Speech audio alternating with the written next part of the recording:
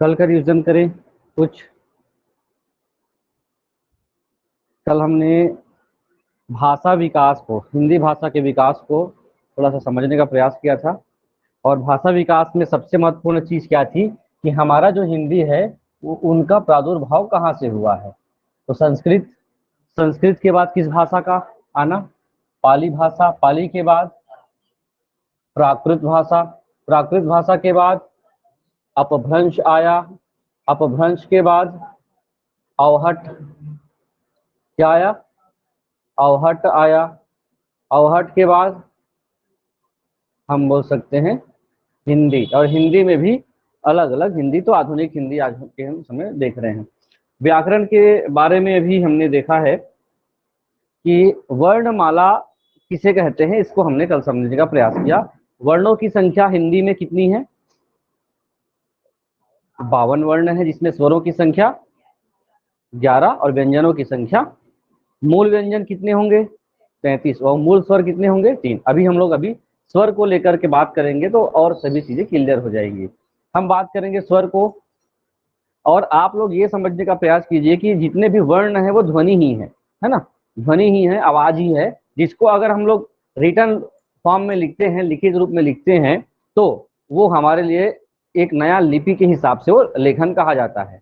और किस लिपि में लिखते हैं हम लोग, देवनागरी लिपि में हिंदी का व्यवहार हम लोग लिखित भाषा में करते हैं, लिखित रूप में करते हैं। देवनागरी लिपि की विशेषता क्या है कि ये दाएं से बाई है कि बाएं से दाई है, लेफ्ट टू राइट, है ना। आप अपने आप को रखें और अपना जो हैंड है कहाँ से, लेफ्ट हैंड से राइट हैंड की ओर वो लिखते हुए जाता है।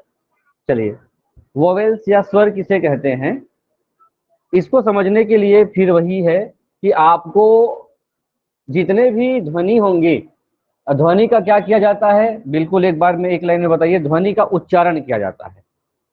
ठीक, लिखा क्या है ये मैटर नहीं करता, बोला क्या जाता है ये मैटर करता है हिंदी में, क्योंकि जो चीजें हम बोलते हैं वही लिखते हैं, हिंदी की सबसे बड़ी विशेषता होती है। इंग्लिश अलग है, इंग्लिश में जो लिखा जाता है वैसा बोला नहीं जाता, क्योंकि उच्चारण एक उच्चारण के कई सारे शब्द या कई सारे अक्षर लेटर होते हैं, है ना। जैसे सी लिखना हो तो एस डबल ई को क्या बोलेंगे आप, और केवल ए बी सी। लेकिन हिंदी में ऐसा कभी आपको नहीं मिलेगा। 52 है तो 52 उच्चारण आपको मिलेंगे, सबका उच्चारण क्या होगा, अलग अलग होगा, ये इसकी विशेषता होती है। तो आपको क्या ध्यान देना है, जब भी आपको व्याकरण समझने का प्रयास करना है, वोवेल्स हो या कॉन्सोनेंट हो, स्वर हो या व्यंजन हो, आपको ध्वनि मान करके काम करना है। क्योंकि ध्वनि क्या होती है, बोली जाती है, उच्चारित की जाती है, सुनी जाती है। स्वर ऐसे ध्वनि को कहेंगे या ध्वनि को हम स्वर मानते हैं जिसका उच्चारण करते समय, आ गई बात उच्चारण करते समय, जिसको हम बोलें और बोलते समय हमारे मुख से जो वायु निकलेगी बिना किसी रुकावट के ये बाहर आती है, ये इसकी विशेषता है, ये क्वेश्चन का हिस्सा है। ये स्वर की विशेषता है कि स्वर को बोलने के लिए हमको क्या करना पड़ता है, वायु जब हम उच्चारण करते हैं तो बिना कोई रुकावट के, क्योंकि ये और किसी की सहायता से तो बोला नहीं जाता है, ये खुद में अपने आप में क्या है, स्वतंत्र है, तो इसके लिए कोई बाधा नहीं आती और अन्य किसी वर्ण की सहायता की आवश्यकता नहीं होती। तो वर्णमाला में कितने स्वरों को हम लोग समझेंगे, 11 स्वर। अब इन स्वरों को हम लोग बात करें तो इनका जो स्थिति है, सबसे पहले प्रथम स्वर किसको माना गया है, प्रथम वर्णमाला का प्रथम जो वर्ण है वो क्या है, आ। जो स्वर होते हैं उसके नीचे ऐसे हलंत नहीं लगते, ये ध्यान रखेंगे। स्वर अपने में क्या है, स्वतंत्र है या पूर्ण है। तो हिंदी वर्णमाला में जो 11 है और 12 13 हम लोग उधर बोले, तो इसमें जो है ये जो अ से लेकर के ओ तक क्या है, हमारे लिए स्वर है। उच्चारण कैसे होगा, स्वरों को हम लोग इस 11 स्वर को भी अलग अलग बांटने का प्रयास करते हैं। इसको पढ़ेंगे कैसे, सबसे पहले क्या बोला जाता है, अ, उसके बाद आ। समय लगता है थोड़ा सा, लेकिन हम जब बोलने का प्रयास करते हैं तो कोई रुकावट, किसी भी रुकावट के बिना हम इसको उच्चारण करते हैं। अ आ ऐसा बोला जाता है, अ आ, ई ई, ओ री, ए ऐ, ओ औ। तो आप लोगों को देखने को मिलेगा कि ये जो आपके इनकी लिपि का संरचना है, बनावट है, वो मिलता जुलता है ना। बनावट जो है मिलता जुलता है, इसकी बनावट और इसकी बनावट क्या है, लगभग सेम जैसी है, और आखिरी दोनों की बनावट भी सेम जैसी है। इनकी बनावट आपस में क्या है, सेम है। कुछ मात्रा है, मात्राओं का भी ज्ञान आपको होना चाहिए, है ना। आप पूछूंगा वही आप लोग बताएंगे। इस मात्रा को हम कैसे लिखते हैं, इसके लिए हम कौन सी मात्रा लगाते हैं बताएंगे आप। हाँ, ये है इसकी मात्रा। मतलब आप किसी भी व्यंजन को आप क्या करते हैं, क्योंकि व्यंजन स्वर की सहायता से बोली जाती है। अगर हम यहाँ क लिखे तो क्या हो जाएगा, की। क में क्या लगा हुआ है, ई, का ई, की, है ना। तो इसका एक प्रतीक है, मात्रा है, जिसकी सहायता से हम क्या करते हैं, उच्चारण करते हैं। आप बताओगे इसके लिए मात्रा कौन सी, कैसे लिखते हैं, कैसे, सबकी मात्रा होनी चाहिए, कैसी मात्रा नहीं होगी, क्या क्या लिखेंगे।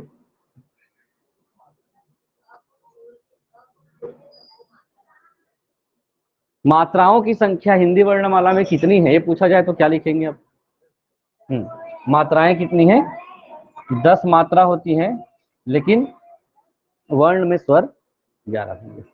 चलिए विभाजन देखें, ये चीजें आप लोगों को बताना अब जरूरी नहीं कि सबकी मात्रा आप लोगों को पता होता है। जब हम लोग इसको बांटते हैं तो 3 प्रकार से बांटते हैं, तीनों का अलग अलग क्या है, स्थिति होती है। इस 11 का विभाजन अलग तरीके से किया गया है। जितने भी 11 स्वर हैं उनको अलग अलग तरीके से बांटा गया है। पहला जो विभाजन है किसके आधार पर होगा, हम बोलते हैं तो उसमें कितना टाइम लगता है, समय के हिसाब से लगने वाला स्वर, जिसको हम लोग क्या बोलेंगे, मात्रा। दूसरा होगा किसके आधार पर, हम अपने जीभ के क्रियाशीलता के आधार पर बांटते हैं। और तीसरा जो है, हम किसी इस 11 वर्णों का जब उच्चारण करते हैं तो हमारे मुख की स्थिति जो होती है वो क्या होता है, कम ज्यादा ओपन होता है ना। मान के चलो आपको इसको बोलना होगा तो आपकी मुख की स्थिति क्या होगी, कुछ ज्यादा ही लगेगा ना। सबको अब ये बोल के देखना है, प्रैक्टिकल करके देखना है, जितने जुड़े हुए हैं उन लोग सभी बोल के देखेंगे, नोट्स में लिखेंगे। आगे वाला उच्चारण में लगने वाले समय के हिसाब से 2 भागों में बांटा जाता है। स्वरों को कैसे बांटा जाता है, 2 भागों में। आपको अगर बोला जाए ह्रस्व स्वर और दीर्घ स्वर किस प्रकार के वर्गीकरण के हिस्से हैं, किस आधार पर इसको बांटा गया है। ह्रस्व और दीर्घ का वर्गीकरण किस आधार पर, उच्चारण के आधार पर। प्रश्न कैसे बन सकते हैं, कहां से बन सकता है, ये आपका कॉन्सेप्चुअल चीज है। ये स्वरों का सबसे महत्वपूर्ण होता है, ह्रस्व होता है उसके बाद दीर्घ होता है। ठीक, ह्रस्व स्वर किसको कहेंगे और दीर्घ स्वर किसको कहेंगे, बिल्कुल।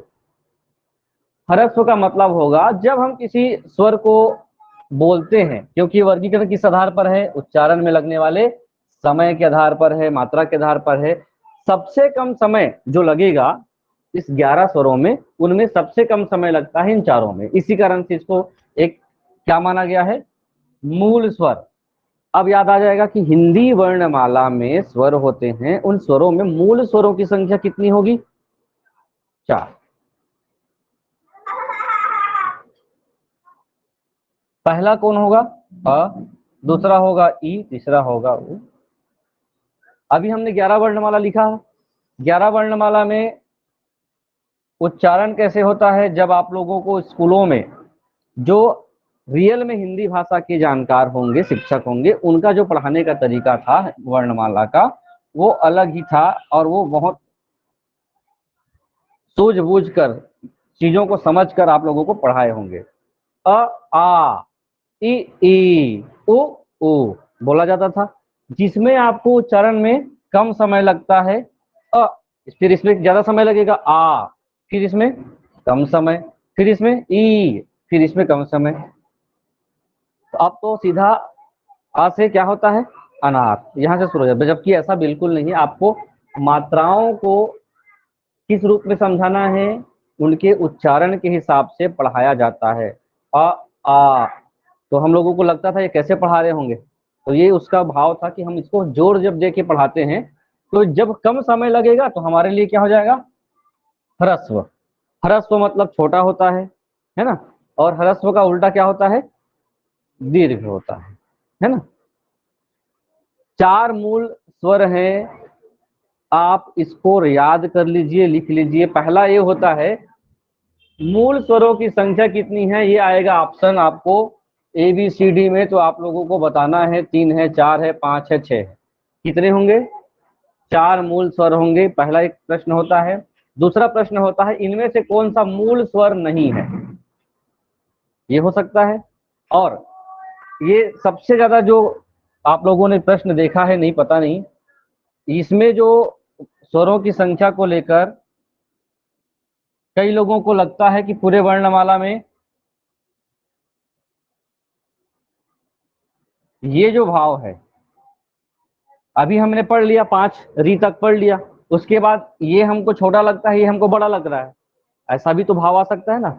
सब डबल डबल तो दिख रहे थे। तो ए ए ये दोनों उच्चारण के लिए हमको दीर्घ के हिसाब से ज्यादा समय लगता है।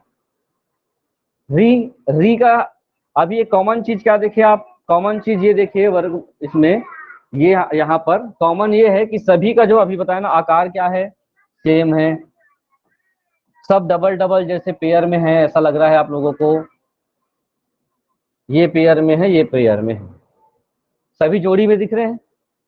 एक बच गया है री, री अकेला क्यों है,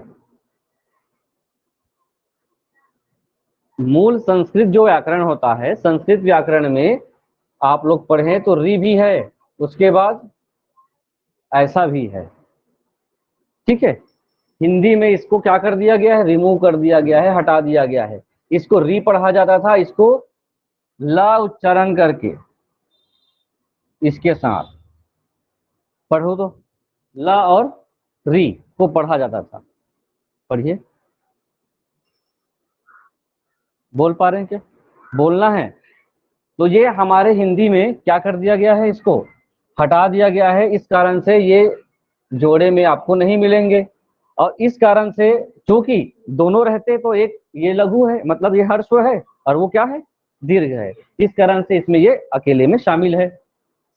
तो मूल स्वरों की संख्या हो गई 4, कौन कौन से, अ ई उ और री, ये 4 मूल स्वर आपको पढ़ने हैं।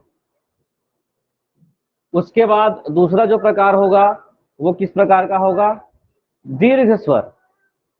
दीर्घ स्वरों की संख्या जो बचे हैं वो दीर्घ होंगे। ह्रस्व स्वर किसको कहते हैं, जिसको हम उच्चारण करने में कम समय लेते हैं, ये डेफिनेशन हो गया। ऐसा स्वर जिसको उच्चारण करने में ज्यादा समय लेते हैं, ऐसा नहीं हो सकता, यही बिल्कुल ध्यान रखिए। जितना आप ह्रस्व के लिए समय देते हो, क्योंकि पेयर पेयर में है, उससे 2 गुना समय लगेगा, ये इसका डेफिनेशन है। आप जब उच्चारण करेंगे तो ह्रस्व स्वर से 2 गुना समय, 2 मात्रा का समय लगता है।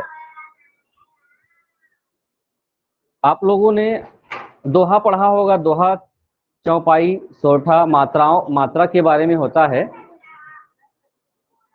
अब IS IES SS सुने हैं, लघु गुरु, लघु गुरु, वो क्या है, यही है कि हम जब उच्चारण करते हैं ह्रस्व और दीर्घ के हिसाब से लघु और गुरु को कॉन्सेप्ट लेते हैं, है ना। तो गुरु गिनते कैसे थे, छंद आप लोग पढ़ेंगे, क्योंकि छंद का टॉपिक हटा दिया गया है, तो बहुत अच्छी चीज है छंद। उसमें जो मात्रिक छंद की बात आती है, कौन से छंद की, मात्रिक छंद का मतलब मात्राओं के हिसाब से छंद गिनना। हमने कल वर्णों को गिनना सीखा, वो वार्णिक छंद है, उससे हम कॉन्सेप्ट कर लेंगे तो वार्णिक छंद। जब हम लघु गुरु ह्रस्व दीर्घ के बारे में बात करें तो वो कौन सा छंद होगा, मात्रा के आधार पर गिनती जाता है। दोहा किसी को याद है, कोई एक दोहा या सोरठा, दोहा सोरठा की विशेषताएं क्या होती हैं, जब हम किसी भी दोहे को पढ़ें तो पहले में 11 मात्रा, बाद में 13 मात्राएं होती है, 11-13 का क्या सेटअप होता है। अगर उससे कम ज्यादा होगा तो वो दोहा नहीं माना जाता। तो पहले के जो साहित्यकार है, रचनाकार हैं, मात्राओं को लेकर के भले शब्द अटपटा डाल दे लेकिन मात्रा को बैलेंस करते थे। तो ये इसका मतलब है, राम लिखा हुआ है और यहां पर लिखा हुआ है, ये हम लोग बोल लेते हैं जाता। राम लिखा हुआ है तो हम देखेंगे इसको हम क्या मानेंगे, किसी ना किसी प्रकार से इसमें मात्रा लगा हुआ है ना, तो इसको हम लोग मानेंगे आ की मात्रा लगा हुआ है भी। किसकी मात्रा लगा हुआ है, आ की मात्रा, मतलब कितना मात्रा, दो मात्रा के लिए एस लगाया जाता है और एक मात्रा के लिए ये वाला आई नहीं, आई नहीं है, वो लघु गुरु है, आई एस वो अलग हो जाएगा, एस होगा, वो एस नहीं है एक्चुअली। उसके बाद एम, इसमें आ बस लगा हुआ है, तो ऐसा कितने मात्राएं हो गए, तीन मात्रा है इसमें। इसमें कितनी मात्रा, दोनों में आ की मात्रा है, तो दो दो मात्रा के हिसाब से क्या हो जाएगा, इस प्रकार से। समझ रहे हो मात्रा किसको कहेंगे या फिर दीर्घ स्वर किसको कहेंगे। कभी कभी आप लोगों को शब्द आएगा मात्रा के हिसाब से लघु, लघु का मतलब क्या होता है, भाषाओं में विलोम शब्द बिल्कुल ध्यान रखेंगे। लघु का विलोम क्या होगा, भाषा में, हिंदी भाषा में लघु का विलोम दीर्घ नहीं होता, लघु का विलोम गुरु होगा, ह्रस्व का विलोम दीर्घ होगा, है ना। छोटा का विलोम, छोटा का उल्टा बड़ा, सूक्ष्म का, सूक्ष्म का, माइक्रो का, सूक्ष्म मतलब माइक्रो, तो मैक्रो, माइक्रो का उल्टा मैक्रो होता है। लेकिन हिंदी में क्या होगा, कौन सी लैंग्वेज पढ़ रहे हैं हम लोग, हिंदी, तो माइक्रो का उल्टा अर्थात सूक्ष्म का उल्टा स्थूल, है ना। चलिए, तो इस हिंदी में कितने प्रकार से दीर्घ स्वर होंगे भाई, 7। नाम याद रखेंगे, जो बचा हुआ है वही है, आ ई उ ए ओ औ। विशेषता ये है कि जो बचे हुए 4 हैं, है ना, जिसको हम लोग क्या बोल रहे थे, डबल सेम जैसे दिख रहे हैं, फिर भी क्या हो रहा है, ये सेम जैसे दिखने के बाद भी एक को हम लोग ह्रस्व में क्यों नहीं लिए हैं, इसको ह्रस्व में क्यों नहीं लिए हैं, क्योंकि इसको एक नए स्वर के नाम से जाना जाता है, क्या, संयुक्त स्वर। संयुक्त स्वर किसको कहते हैं, कुछ नए कॉन्सेप्ट आपको मिल सकते हैं, इसलिए मैं थोड़ा सा डीपली आप लोगों को नोट्स दे रहा हूं। पहले ये सब चीजें आप लोगों को नहीं पढ़ाया गया है, क्योंकि ये दो स्वरों के मेल से बनते हैं। आप लोग जब संधि पढ़ेंगे तो आपको अच्छे से क्लियर होगा। सीक्वेंस याद रखेंगे, वर्णमाला वर्णों की माला है, आगे पीछे हम नहीं लिख सकते। इसी कारण से जब संधि पढ़ा जाएगा उसमें कौन सी संधि आती है, स्वर संधि। स्वर संधि में आता है दीर्घ स्वर। तो दीर्घ स्वर में जितने भी मात्राएं लगती हैं वो छोटे बड़े, मतलब ह्रस्व दीर्घ मिले तब भी दीर्घ होता है, ह्रस्व ह्रस्व मिले तब भी दीर्घ होता है, दीर्घ दीर्घ मिले तब भी दीर्घ होता है। तो कहने का मतलब है जब हम लोग इस चारों को कनेक्ट करते हैं आपस में, ये चारों अपने आप में किस प्रकार का स्वर माना जाता है, ज्वाइंट वॉवेल्स या संयुक्त स्वर। तीसरा जो होता है, जिसको आज के समय में उपयोग तो नहीं किया जाता कुछ मात्राओं में, क्योंकि अधिकतर देखने को मिलता है जब हम उच्चारण कर रहे होते हैं तो ह्रस्व में एक मात्रा का उच्चारण, एक वर्ण का उच्चारण हुआ, दीर्घ में दो ह्रस्व के हिसाब से उच्चारण हुआ, क्लुप्त स्वर जिसको कहते हैं, जिसको उच्चारण करते समय हमको लगभग 3 मात्रा का हमको टाइम लगेगा, 3 मात्रा के हिसाब से समय लेंगे। जैसे आप लोगों को लिखा होगा ओम, पूरा शब्द बोलने के लिए, पूरा वर्ण बोलने के लिए ओम, या फिर हे राम, या फिर कोई किसी को आवाज दे रहे हो, जैसे राम ही बोलना है, राम, ऐसा भी हो सकता है। कभी कभी इसे देखें ऐसे टाइप का लिखा रहता है, तो यही प्लुप्त स्वर है, जिसको बोलते समय हम क्या करते हैं, 3 गुना स्वर का प्रयोग करते हैं। दूसरा जो कनेक्शन है हमारे स्वर को समझने का, वो जीभ के प्रयोग के आधार पर होता है। अभी सबको रिपीट करना है, याद करना है, जीभ के प्रयोग के आधार पर होगा। 3 प्रकार से आपके सबके पास जीभ है, जीभ का प्रयोग करेंगे अभी और उच्चारण करेंगे, बिल्कुल याद हो जाएगा। ये कब अभी प्रैक्टिस करोगे तो एग्जाम हॉल में आप पढ़ के भी नहीं गए हो, लेकिन आ गया प्रश्न तो आपको क्या करना पड़ेगा, उसको ध्यान रखिए।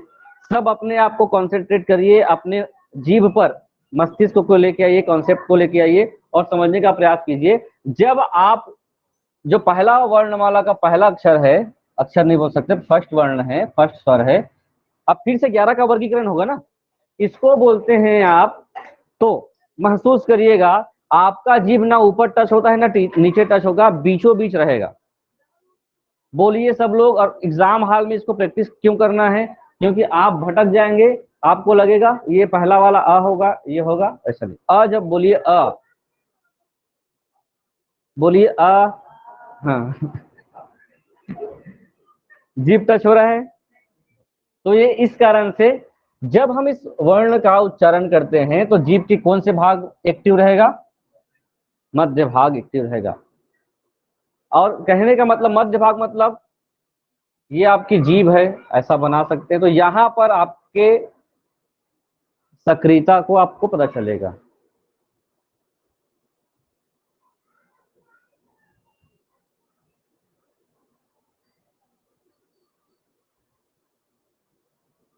अग्रस्वर,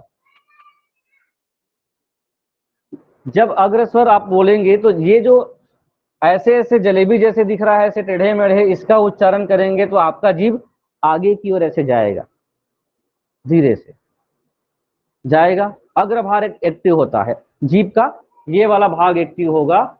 ये जीभ जैसे तो दिख रहा है ना, ये जीभ है, ये अग्रभाग। बोल के देखेंगे ई, ई, ए, तो वहां पर एक्टिव आपको कुछ मामले में दिखेगा। स्पष्ट का मतलब जब बोलेंगे तो जीभ आपके मुंह के थोड़ा सा अंदर जाने का वो प्रयास होगा। वो कौन सा होगा? जो आ श्रेणी वाले हैं, जिसके सभी इस प्रकार का जो उस संरचना वाले चीज है, ऊ में आ भी आ गया, ऊ भी आ गया, ये ऊ भी आ गया, ओ भी आ गया और औ भी आ गया। इन सब का उच्चारण करें तो आपका जीभ का पिछला भाग क्या होगा? उस पर दबाव बनेगा, वो कार्य करेगा। इसलिए पश्च स्वर माना जाता है। अग्र स्वर ई, ए, मध्य स्वर अ, और पश्च स्वर जीभ का पीछे हिस्सा। इसको बोल के देखिए, हल्का आपके जीभ क्या होगा? पीछे की ओर जाएगा, या वहां पर दबाव बनेगा, वहां पर जोर आएगा। आ, उ, ओ। ठीक है, याद हो जाएगा। सब इधर देखेंगे अब।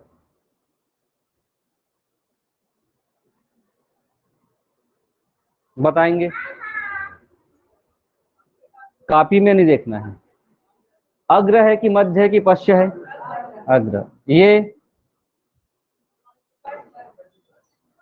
ये तो याद ही हो गया है अब। ये केवल मध्य में आ रहेगा। और आपको दे दिया गया है ओ, पश्च। संरचना पता है, जिसकी संरचना ऊ के जैसे होगी, आ का तो पता चल ही गया। और जो बचा इस संरचना वाला, तो जैसे जैसे जहां जहां पर इस प्रकार से ऊ के साथ कोई संरचना बना हुआ है, वो क्या होगा? पश्च होगा। ठीक है। और जहां जहां पर ऐसे टेढ़े मेढ़े वाले संरचना बने हुए हैं, वो क्या होंगे? अग्र होंगे। ये मध्य होगा, ये पश्च होगा। इसलिए बोल रहा हूं क्योंकि एग्जाम हॉल में नहीं आया दिमाग पे, तो एक बार बोल के देख लीजिएगा। अधिकतर आप लोगों को ये और इस दोनों के बीच प्रश्न पूछा जाता है। इसको तो सबको पता ही होता है, पहला वर्ण हमेशा मध्य होता है। ठीक, चलिए उसके बाद आते हैं, आपके मुख को किसी शब्दों के उच्चारण के समय आप मुख को कितना ओपन कर सकते हो, कितना खोल सकते हो? मुख तीन टाइप से ओपन होता है। एक तो पूरा ओपन होगा, एक आधा ओपन होगा, और एक बिना मुख को जोर लगाए कम खोले आप क्या कर सकते हो? उच्चारण कर सकते हो। तो जिसमें मुख पूरा खुलता है और सही उच्चारण होता है, वो होगा, ये आपको इंग्लिश में समझाने के लिए डाल दिया गया है ना, आपका ध्यान इस पे होना चाहिए। विवृत। ओपन क्लोज तो ये आपको नहीं मिलेगा, ये आपको ओपन बोल दिया गया तो एकदम क्लियर हो चुका है। लेकिन आपको विवृत बोल दिया गया। विवृत होता है, अर्ध विवृत होता है और समवृत्त होता है ना। समवृत्त को क्लोज बोलेंगे, इसको ओपन बोलेंगे। अर्धवृत्त को हाफ ओपन बोल सकते हैं, है ना। क्या बोल सकते हैं? Half open. बोलो आ, तो आपका मुख क्या होगा? पूरा खुलेगा। और बाकी इन पूरा का पूरा मिक्स इसलिए होगा आपको, अभी आपको पूरे क्लियर है। जब भी पूरा वर्गीकरण आप पढ़ने के बाद आपसे एकाएक पूछ दिया जाएगा कि किस श्रेणी में कौन आता है, फिर उसके बाद मिक्स होना शुरू हो जाएगा। क्योंकि 2-4 दिन छोड़ देंगे तो बिल्कुल भूल जाएंगे। इसलिए आप लोगों को व्यवहारिक रूप से इसको समझने का प्रयास करना पड़ेगा। जब भी हम किसी वर्ण का उच्चारण करते हैं आवर्ण का, तब हमारा मुख क्या होता है, पूरा ओपन होगा। हाफ ओपन की बात करें तो हाफ ओपन में जिसको हम लोग इसको विवृत्त, बिल्कुल ध्यान रखेंगे, विवृत्त का मतलब ही होगा पूरा ओपन। अ ए ओ औ, ये इस प्रकार का वर्गीकरण है आपके होंठ या मुख के हिसाब से। और ये जो ई और उ है, ये आप मुख को ज्यादा बिना खोले लगभग लगभग मुख बंद होता है, तब भी आप ई का उच्चारण कर सकते हो। बोल के देखिए, पूरा बंद नहीं करना है, ऐसे बंद कर दोगे तो नहीं, उच्चारण नहीं होगा। कहने का तात्पर्य है कि आप केवल होंठ हिलाने के सहारे इसका उच्चारण कर सकते हो। इसके लिए आपको मुख को हल्का ओपन करना ही पड़ेगा, और इसको पूरा मुख खोले आप उच्चारण नहीं कर सकते। क्लियर है? छप गया दिमाग में? लिख लिए सब? इधर देखिए आप,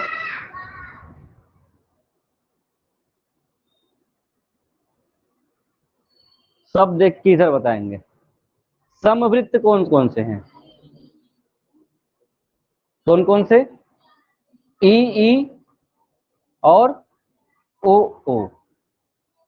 विवृत्त कौन सा है? आ। फर्स्ट कौन कौन से हैं? यही देखना है, कॉपी नहीं देखना है। फर्स्ट कौन कौन से? फर्स्ट कौन कौन से? फर्स्ट स्वर, फर्स्ट स्वर जल्दी जल्दी बोलेंगे। जो इस संरचना वाले हैं वो है, ठीक। अर्धविवृत्त अ ए ओ औ, याद हो जाएगा। याद करना है, याद करने का मतलब है कि आपको धीरे से इसको दिमाग पे बैठाना ही है। चलिए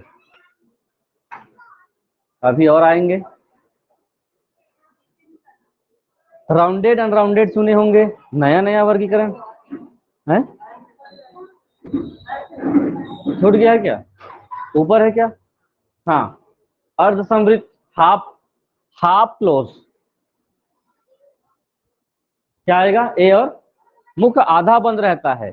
देखिए दो कॉन्सेप्ट होते हैं, आधा ओपन और आधा बंद। आधा बंद और आधा खुला, दोनों में क्या अंतर है? हम इसको आधा खुला को बोलेंगे सम, सॉरी अर्ध विवृत्त। इसको हम लोग बोलते हैं अर्ध विवृत्त। और इसको हम लोग जब आधा बंद रहेगा तो अर्ध समवृत्त। ये क्या होगा? जो बचा था ए और ओ, इस पे मुख आधा बंद रहेगा।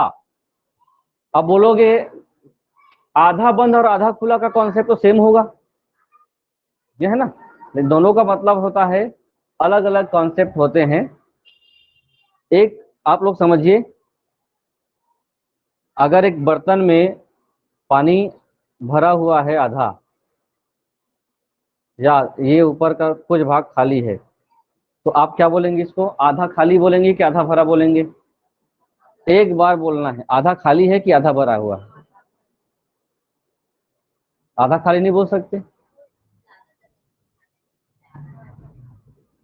ये है आपके सोचने के सकारात्मक और नकारात्मक व्यू के हिसाब से, है ना, अधिकतर। लेकिन ये वाला कॉन्सेप्ट वैसा नहीं है। इसमें क्या समझना है आपको, जब हम इसके उच्चारण की बात करेंगे तो जब मुख आधा खुलता है उस हिसाब से यहाँ पर पूरा खुला, उसके बाद मुख को हमने आधा खोला, यहाँ पर मुख पूरा बंद है ना। तो आधा बंद मतलब, आधा बंद मतलब आधा खुला। लेकिन उच्चारण की दृष्टि से आप थोड़ा सा, इसलिए उच्चारण करने बोल रहा हूं मैं आपको। ये पूछ दिया अर्ध विवृत्त क्या है और समविवृत्त क्या है, अर्ध समवृत्त, तो आप कंफ्यूज हो जाएंगे। आपको ये नहीं पूछेगा किसमें मुख आधा खुलता है या बंद कम खुलता है। आपका प्रश्न यही होगा कि इनमें से कौन सा जो स्वर है वो अर्ध विवृत्त में आता है, इसमें से कौन सा स्वर है जो अर्ध, यहां लिखे देता हूं, अगले पेज का है, अर्ध सम वृत्त, हाफ क्लोज। ये हाफ क्लोज है, ये हाफ ओपन है। इसमें क्या बचा था, ए और ओ बचा है। कौन सा ए?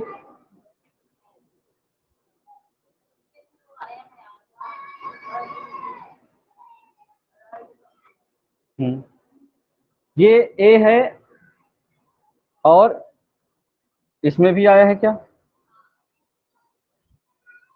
ओ है, छोटा ए और बड़ा ओ, और इसमें आएगा ये, कहाँ गया, दोनों बड़े बड़े आएंगे, ये वाला हिस्सा ए और ओ, ये दोनों उठ करके कहाँ आ रहे हैं, ये वाले हाफ क्लोज, हाफ समवृत्त में।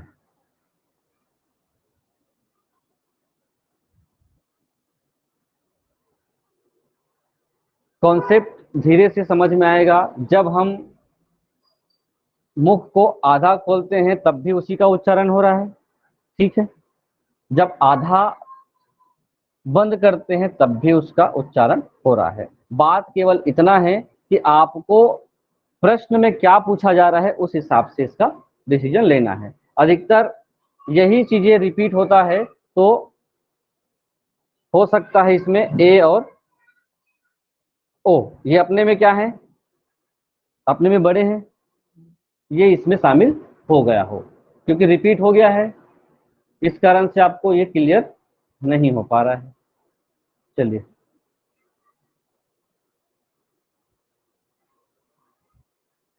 ये कहां से आ गया,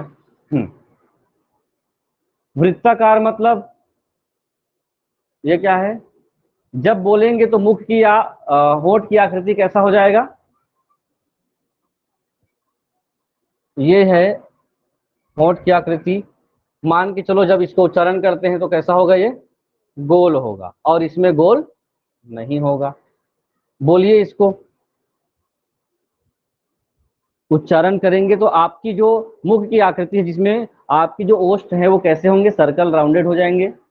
और जब हम इसको बोलते हैं तो इसमें कोई असर इस पर नहीं पड़ता है। तो उ उ ओ औ इसको बोलने के लिए कोई रुकावट भी नहीं आती है, कोई रुकावट नहीं है। इसको बोलने पर आपको किसी भी प्रकार से क्या होता है, ओठ को गोल करने की आवश्यकता नहीं होती है। अ आ ई उ, लेकिन जब सॉरी ए उ ओ औ जब बोलेंगे तो क्या हो जाता है, राउंड हो जाता है ओष्ठ।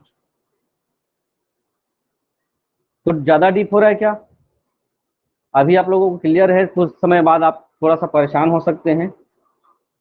अभी आप लोगों ने 11 स्वर तो पढ़ लिया, लेकिन स्वरों के साथ आप लोगों ने एक चीज और ध्यान दिया होगा, अनुनासिक या नासिक्य, जिसको स्वरों की श्रेणी में नहीं रखा जाता, उसको क्या माना जाता है, आयोग वाह, अयोग वाह।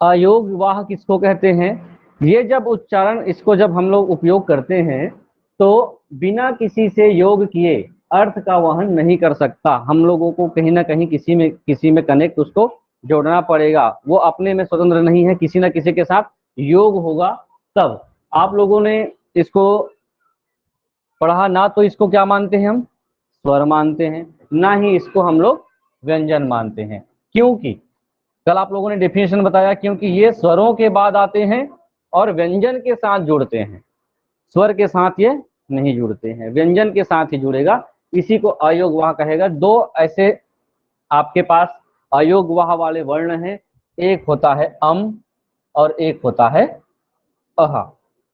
अम और अहा, ना ही ये स्वर है ना ही ये व्यंजन है, इसी भाव से इसको आप लोगों को समझना होगा, अयोगवाह। हिंदी में कितने अयोगवाह हैं, दो। कौन कौन से, अनुस्वार बोलते हैं और विसर्ग बोलते हैं।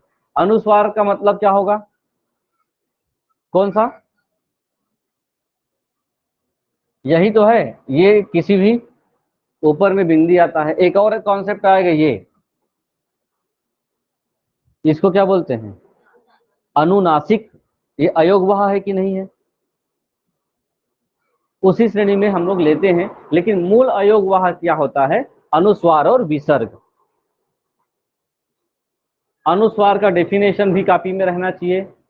अनुस्वार को इसलिए पूछा जाता है क्योंकि इसका जो अनुस्वार का जो उपयोग है वो समय समय पर हम पंचाक्षर में करते हैं। अनुस्वार का उच्चारण करते समय जब हम बोलते हैं तो जो ध्वनि है वो ध्वनि का उच्चारण कहाँ से होगा? नाक से, और केवल नाक से बाहर निकलती है। ठीक है, केवल नाक से ही क्या होगा, इसका उच्चारण होता है। और इसके जगह में हम लोग क्या बिंदु लगाते हैं? ऊपर में एक बिंदु, जिसको हम लोग क्या बोलते हैं ना, स्वार बिंदु कहते हैं। और इसका प्रयोग शिरोरेखा, जो शिरोरेखा मतलब ये जो लाइन है उसके ऊपर रेखा, हम लोग लाइन खींचते हैं ना, जब आ लिख रहे होते हैं तो ऊपर में क्या खींचते हैं? लाइन, यही शिरोरेखा है।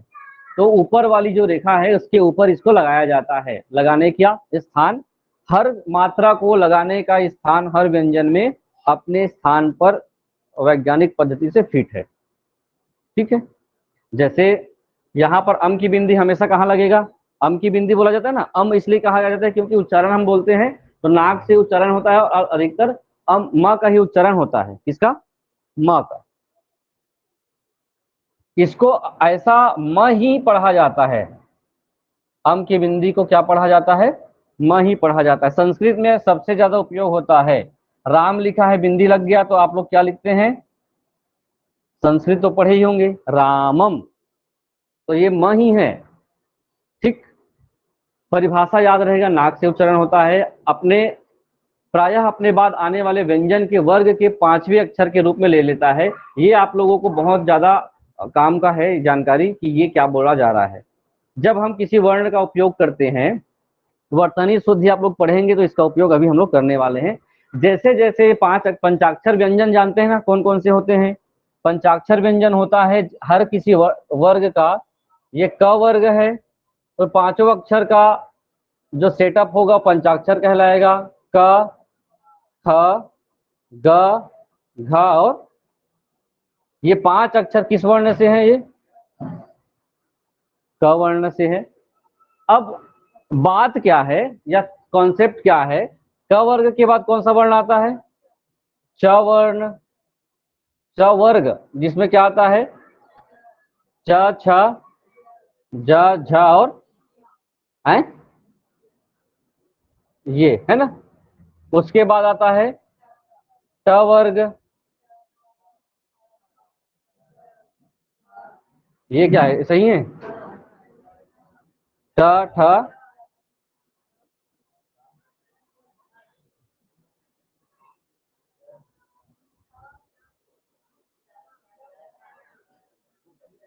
गलत बोल रहे हो, ये पहले आता है। इसीलिए आप लोगों को लिखवाऊंगा किसी दिन, क्योंकि ये इसलिए आप लोगों को ध्यान रखना है क्योंकि ये दो वर्ण जो हैं ये ही अपने में उक्षिप्त व्यंजन का काम करता है। उक्षिप्त व्यंजन मतलब द्विगुण व्यंजन, जिसके दो गुण होंगे। कौन कौन से? ये वाले और गलत, मैं बता रहा हूं ना इसलिए। ये वाला, ये वाला तो लिख चुके हैं ना सब लोगों को। अब फिर से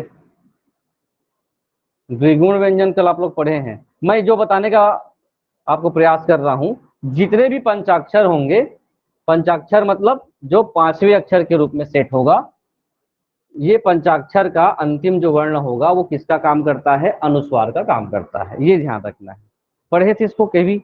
अनुस्वार का काम कैसे करता है? क्योंकि आप लोगों को कुछ शब्द देता हूं, उसको आप क्या करें? विभाजन करिए और उसके बाद मुझे बताएंगे कि इसको हम लोग क्या करते हैं। हमने सभी पे अनुस्वार लगाया है ना? क्या लगाया है? अनुस्वार लगाया, और अनुस्वार लगा करके हमने शब्द लिखा हुआ है। आपसे बोला जाता है कि इसको पंचाक्षर के क्या करेंगे? बिना बिंदी के लिखना है। क्या करना है? बिना बिंदी के लिखना है। तो कैसे लिखेंगे? शंकर लिखेंगे आप कॉपी में। कैसे लिखेंगे शंकर को? भगवान का नाम सही लिखना है आपको। भगवान है क्या? कहीं भी लिख दो,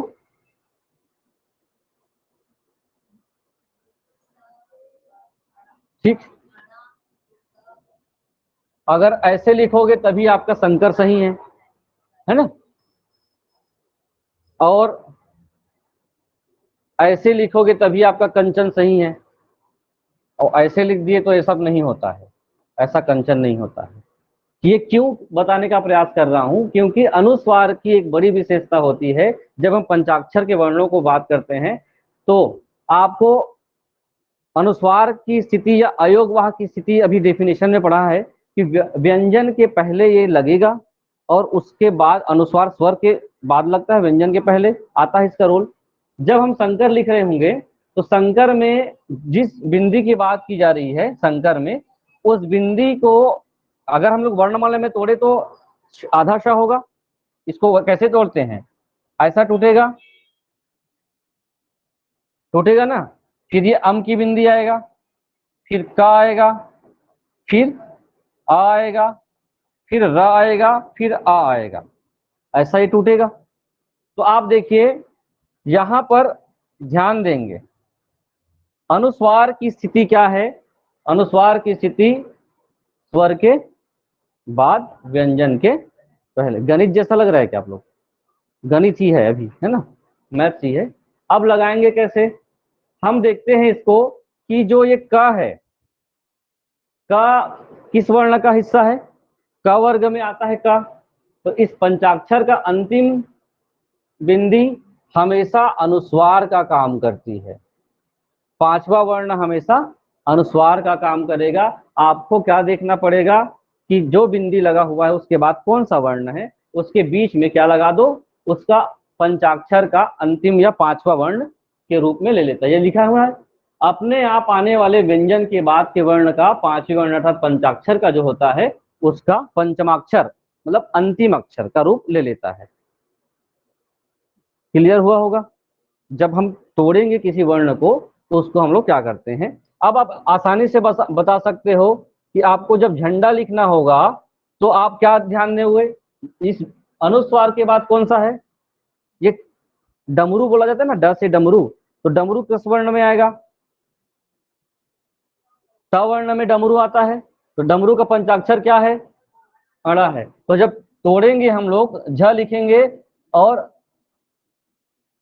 ऐसा ही तो झंडा लिखते हैं ना। पंप लिखा जाए, पंप, तो प वर्ग में क्या आता है, प फ ब भ म, तो माँ आता है। इस कारण से पंप को हमेशा आधा माँ करके लिखते हैं पंप। ये आप रैंडम ही, ऐसा कुछ नहीं है, ये साइंटिफिक है, ग्रामर बहुत ज्यादा कहना चाहिए वैज्ञानिक पद्धति से ये बना हुआ चीज है। तो ध्यान रखें अनुस्वार का जो उपयोग होगा हमेशा किसमें होता है, वर्णमाला में व्यंजन के पंचाक्षर में अनुस्वार की भूमिका बहुत महत्वपूर्ण है। कंचन हो गया क से, च है तो च वर्ग का इया आ गया, इया बोलते हैं निया बोलते हैं, वो है आ गया है, ऐसा ही लिखा जाएगा। दूसरा ये होता है विसर्ग।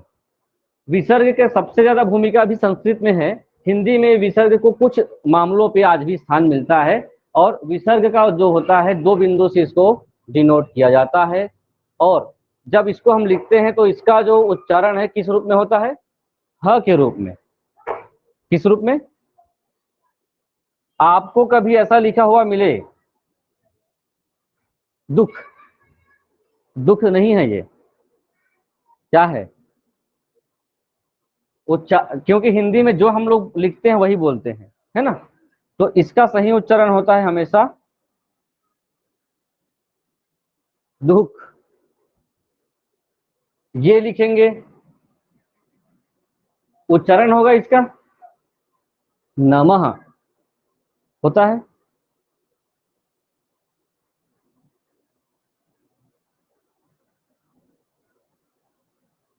निरोगः, संस्कृत में पढ़ते भी थे आप लोग, हलंत, हलंत बोलता हूँ, हलंत किसको बोलते हैं, जो नीचे लाइन रहता है, इसको बोलेंगे विसर्ग। जैसे प्रातः काल, प्रातः तह, प्रात काल हो जाएगा, नहीं तो आप विसर्ग नहीं लगाएंगे, पढ़ेंगे कैसे, हर सुबह आप प्रात काल उठ करके जाते हो, प्रात काल नहीं होता, क्या होता है, प्रातः काल।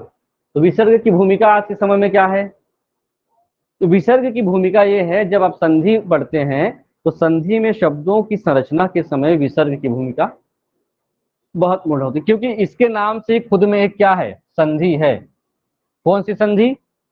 विसर्ग संधि। हमेशा व्यंजन के बाद इसका उपयोग किया जाएगा।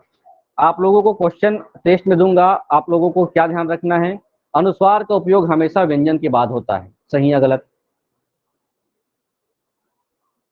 अनुसार का प्रयोग हमेशा व्यंजन के बाद होता है, सही या गलत? इंग्लिश में बोल सकते पहले होता है, लेकिन विसर्ग का प्रयोग हमेशा व्यंजन के बाद होता है। यही बारीकी चीजें हैं जो कूट में आ सकता है, स्टेटमेंट में आ सकता है। आपको तैयार होना है कि आप भाषा का पेपर कैसे, इसलिए तो आप लोगों को कठिन लग रहा है ना। आप क्या पढ़ के जा रहे हो? बस दो बिंदु क्या बोला जाता है? विसर्ग। इसको कौन सा बिंदु बोलते हैं?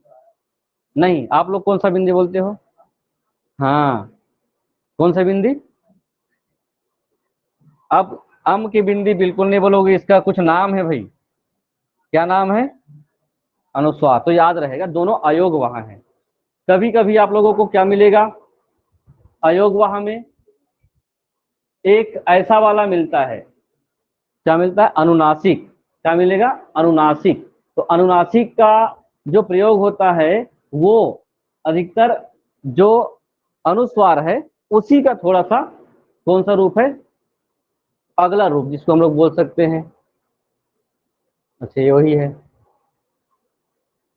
तीनों में देखिए, अनुनासिक और इसमें वर्तनीय शुद्धि में ना अयोगवाह वर्ण का बहुत खास रोल है ना। अभी मैं इसके बाद वर्तनी पे जाऊंगा, क्योंकि व्यंजन स्वर के बाद अभी हम लोग जितने भी पढ़ेंगे वर्ण विचार है। वर्ण विचार के बाद शब्द आता है, शब्द के बाद क्या आता है? शब्द के बाद उपवाक्य या वाक्य या निपात भी आता है बीच में, मैं भूल गया था उस दिन, निपात भी आता है। तो आपका ग्रामर सेट कैसे है एग्जाम का, सिलेबस सेट कैसे है? पहले वर्ण विचार है, वर्णों को पढ़ना है, फिर शब्द विचार है, उसके बाद वाक्य की संरचना है, वाक्यों की बनावट है, अर्थ के आधार पर, रचना के आधार पर वाक्य, है ना। उसके बाद अनुच्छेद है, पेपर में भी आता है पैराग्राफ। तो ये पूरा साइंटिफिक रूप से आपको पूरा हिंदी समझना होगा। देखिए, अनुस्वार का मतलब क्या हो गया? जिसपे क्या होगा? चिन्ह कैसा होगा? यहाँ पर कुछ से अक्षर हैं, ये मान ली चलिए आप लोग, या प है तो ऊपर में क्या लगेगा? मम। यहाँ प है मतलब ऐसे, यहाँ प है मतलब ऊपर में। ये एक समझने का तरीका है। उदाहरण क्या क्या है? जैसे मंद लिखना हो तो दुख, या नमः लिखना हो तो आंख लिखना हो, चांद लिखना हो, उच्चारण स्थान केवल और केवल ये आपके लिए काम का चीज है। इसका उच्चारण होता है कंठ से, क्योंकि ह का उच्चारण कंठ से होता है। आप लोगों को व्यंजन के अलग अलग जो उदाहरण है वो कहाँ कहाँ से उच्चारण होते हैं मालूम भी होने चाहिए। अधिकतर लोग व्यंजन को पढ़ के चले जाते हैं, स्वरों का भी उच्चारण का स्थान है, ठीक है। क्योंकि ये सबसे ज्यादा पूछा जाता था व्यंजन में। हाँ, आप बताएंगे ये बड़े ई का उच्चारण मुख के किस हिस्से से होता है? बताओ आप।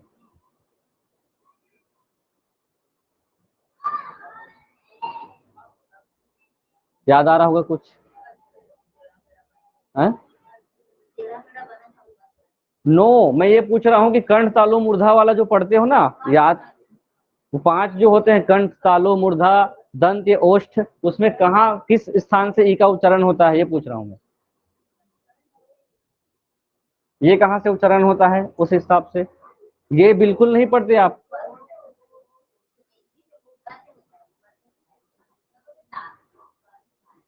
सबोल बता दे ये दोनों आपके लिए इसलिए महत्वपूर्ण है। देखिए, अनुनासिक का क्या हो गया? नासिक या नाक से, और उसके साथ साथ आपके मुख का भी प्रयोग करते हैं। और इसके लिए आपको ज्यादा नाक पर जोर देने की आवश्यकता नहीं है, आधी बातें मुख से भी होती हैं।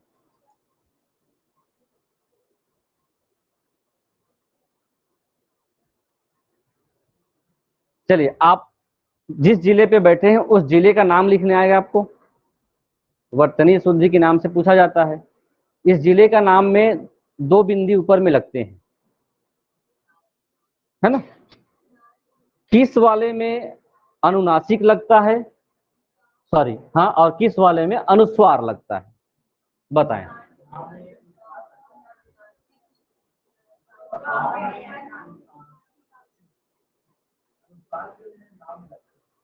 किस जिले के हो आप लोग? पहले वाले में क्या लगेगा?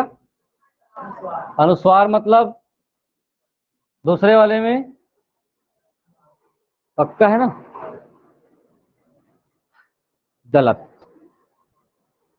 दोनों में क्या लगता है?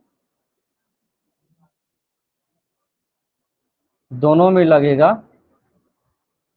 अनुस्वार। ठीक है, ये मूल इसका नाम है ऐसा, ना कि आप अपने हिसाब से दोनों में, क्योंकि चार संभावनाएं बनती हैं। अल्टी पल्टी करेंगे, प्रायिकता समझते हैं ना, कितने प्रायिकता होती हैं, इसके बहुत सारे संभावनाएं बन सकते हैं फिर। चलिए, अभी यही सब चीजें तो आप लोगों को हिंदी में समझना होगा। अब बात करते हैं किसके बारे में?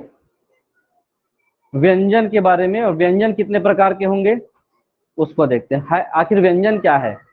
व्यंजन जो होगा, 11 और 2 13 हम लोग वर्ण पढ़ चुके हैं। ठीक है, जो चंद्र बिंदु वाला जो है, वो चंद्र बिंदु वाला किसी का स्थान वो नहीं लेता है, वो अपने में क्या है, तिरपनवा बोल सकते हो आप, इसमें शामिल नहीं है, अनुस्वार का ही हिस्सा है, लेकिन उपयोग करते हैं हम लोग।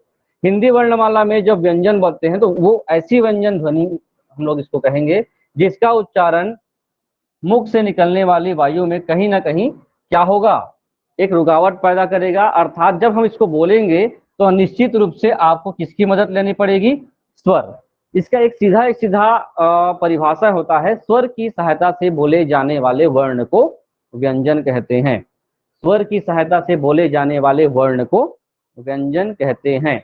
2 बार रिपीट कर रहा हूं मैं, क्योंकि जितने भी चीजें आप बोलेंगे, और वर्ण कैसा लिखा जाएगा इसको, ये है मुख्य रूप से वर्ण है। रुकावट उत्पन्न होगी, और जब इसको हम बोलेंगे तो निश्चित रूप से कहीं ना कहीं किसका उच्चारण होगा? स्वर का उच्चारण होगा। तो पहला जो आप लोग 12 खड़ी पढ़ते भी होंगे, 12 खड़ी कहा जाता था, है ना? 12 खड़ी में 12 मात्राएं हम लोगों ने पढ़ा है। तो 12 मात्राएं कौन कौन सी हैं?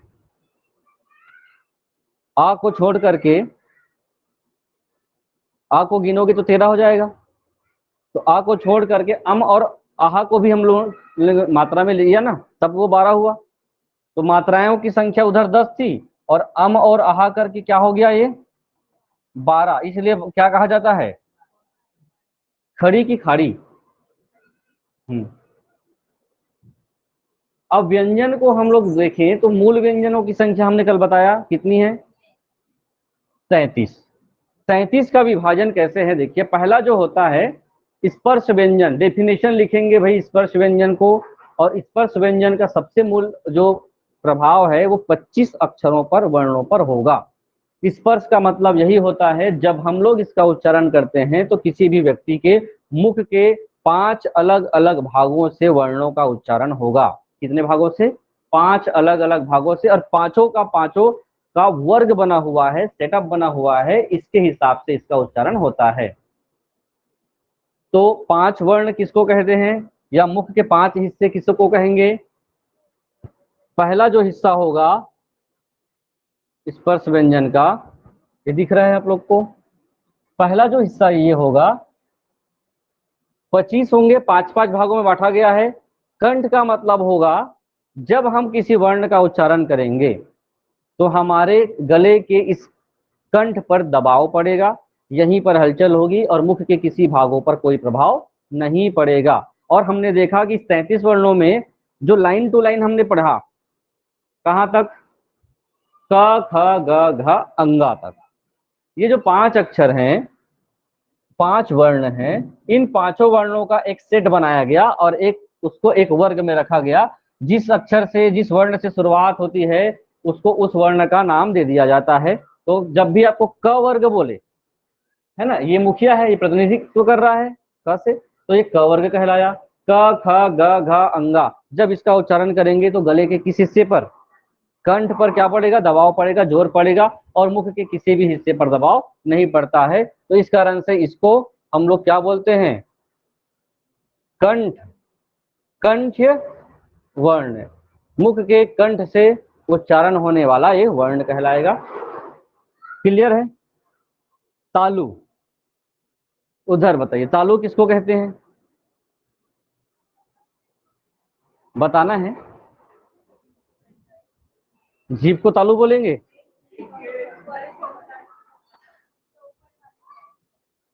मुख का ऊपर वाला बोल सकते हैं, जीभ का ऊपर वाला हिस्सा। हाँ, तालु या तालव्य जो होता है, जब हम इनका उच्चारण करेंगे तो आपकी जो जीभ होगी, सभी जीभ कैसे होंगे, ऊपर के इस हिस्से को टच करती जाएगी और किसी भी हिस्से पर दबाव नहीं पड़ेगा। सबको बोल के देखना है, च छ ज झ या। यहाँ हो सकता है उच्चारण कमजोर पड़े क्योंकि अनुस्वार का ही हिस्सा है, इस कारण से आपको थोड़ा सा कमजोर ये आपको पड़ सकता है। शुरुआत च से है, इस कारण से इसको कौन से वर्ग में रखा गया है, छ वर्ग में। इसका शुरुआत क से होता है तो क वर्ग में रखा गया है। फिर आपका आता है कौन सा, मूर्धन्य। मूर्धन्य व्यंजन किसको बोलते हैं, जिसका उच्चारण किससे होता है, आपके गले के, या जीभ जब बोलेंगे तो अभी मैंने तालव्य बोला, जीभ कैसे हुआ, ऊपर। अभी ये ऐसे जीभ ऐसे हो जाएगा, उसके बाद टच होगा, ऐसे हो जाएगा, टच होगा। बोल के देखेंगे सब लोग, पेपर में बोल के देखना है। जीभ पलट करके ऊपर के हिस्से को टच करता है, चुपचाप नहीं बोलना है, वो चुपचाप बोल रही है, वो क्या नाम, श्रद्धा, अच्छे से बोलना है, ठीक है। तो ये कौन से में आएगा, ट ठ ड ढ ड़। उसके बाद आता है कौन सा वर्ग, त वर्ग। 25 का 25 अपने में सेट बना हुआ है, त से शुरुआत होता है तो त वर्ग में रखा जाता है। इसका जो उच्चारण होगा मुख के किस हिस्से से होगा, दांत। जीभ की स्थिति के आधार पर वर्गीकरण है, स्पर्श व्यंजन है। आपका जो जीभ है दांतों को ऐसे ऐसे छुएगा, बोल के देखो, त थ द ध न। उच्चारण बहुत स्पष्ट होता है। सभी ऐसे वर्ण थे जो एक साथ थे और इसको एक श्रेणी में रखा गया है। तो कितना लिपि बनाना कितना सरल है, देख सकते हो, हर कोई बना सकता है। ऐसे में तो किसी लिपि को बनाना कितना वैज्ञानिक पद्धति का उपयोग किया गया है, कोई आसान चीज होता है। अब इसको देखिए, ये प वर्ग होता है, इसका उच्चारण आपके ओष्ठ को लेकर है। ओठ के दोनों हिस्से को चिपका कर ही इसको बोला जा सकता है, बिना ओठ के दोनों हिस्सों को बंद करके आप नहीं बोल सकते या ओपन करके नहीं बोल सकते, ऐसे ऐसे चिपकेगा। आपके मुख को ऐसे पकड़ लिया जाए तो आप इसको नहीं बोल पाएंगे। तो इस पांचों अक्षर को बोलने के लिए आपको ओष्ठ के दोनों हिस्से को आपस में क्या करना पड़ता है, तो इस कारण से इसको हम लोग किस वर्ग में रखते हैं, ओष्ठ श्रेणी में, या प वर्ग में शुरुआत होता है तो प। ये 5, 10, 15, 20, 25 इस प्रकार से, चूंकि मुख के किसी न किसी हिस्से से क्या होता है, ये स्पर्श होता है, इस कारण से इसको क्या कहा गया है, स्पर्श व्यंजन। ऐसा नहीं है कि और बाकी बचे हुए स्पर्श नहीं होते। जितने भी स्वर होंगे, जितने भी व्यंजन होंगे, हमारे मुख के किसी न किसी भाग से स्पर्श होंगे ही, ये जान लो। होंगे ही मतलब होंगे ही, है ना।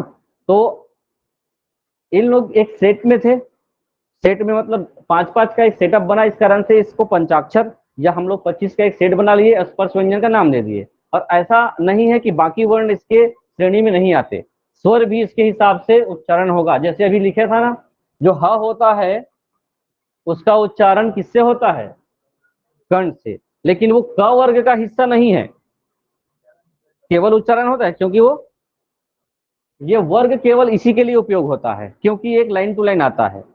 कभी भी ध्यान रखेंगे, आपको पूछा जाएगा ये जो स है किस वर्ग का हिस्सा है, तो फट से मत बोलना त वर्ग है कि च वर्ग है, ये किसी वर्ग का हिस्सा नहीं है। ये उच्चारण का स्थान है, उसका क्या है, दंत से होता है।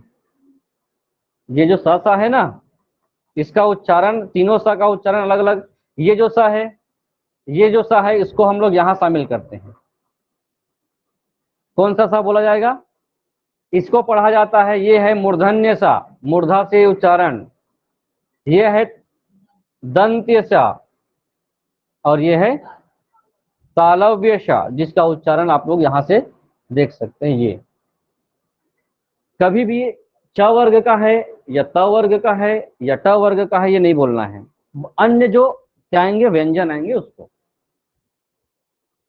ठीक, पांचों का पांचों याद हो जाएगा अभी, ये आप लोगों को लाइन टू लाइन याद रखना है। अब आते हैं अंतस्थ व्यंजन, जिसको हम लोग अभी बात कर रहे थे। अंतस्थ व्यंजन किसको कहेंगे? जब हम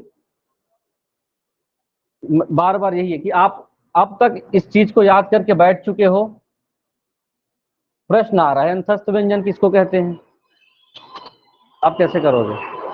क्वेश्चन क्या रहा है? अंतस्थ व्यंजन क्या है, संघर्षी व्यंजन क्या है ना, पुष्म व्यंजन क्या है? तो देखिए, जब हम अंतस्थ व्यंजन की बात करेंगे तो जब इसको बोलेंगे तो जीभ जो है मुख के किसी भी भाग को पूरी तरह से स्पर्श नहीं करेगा, और जब स्पर्श नहीं करता, स्पर्श तो करता है लेकिन पूरी तरह से नहीं करता, इस कारण से उसको उस श्रेणी से हटा दिया गया, स्पर्शी व्यंजन से हटा दिया गया, लेकिन इसको एक अलग व्यंजन का नाम दे दिया गया और वो है वो अंतस्थ व्यंजन। जब इसको बोलते हैं तो शरीर के पेट के भाग से हमको क्या होता है, एक दबाव बनता है और उसको जोड़ देते हैं, तब ये वर्ण आप उच्चारण कर सकते हो। इसको बोल के देखिए, य र ल व, आपके पेट पर दबाव बढ़ेगा और सांसों पर जोर पड़ेगा, इस कारण से अंदर से आवाज आ रही है, बोल सकते हैं अंतस्थ व्यंजन।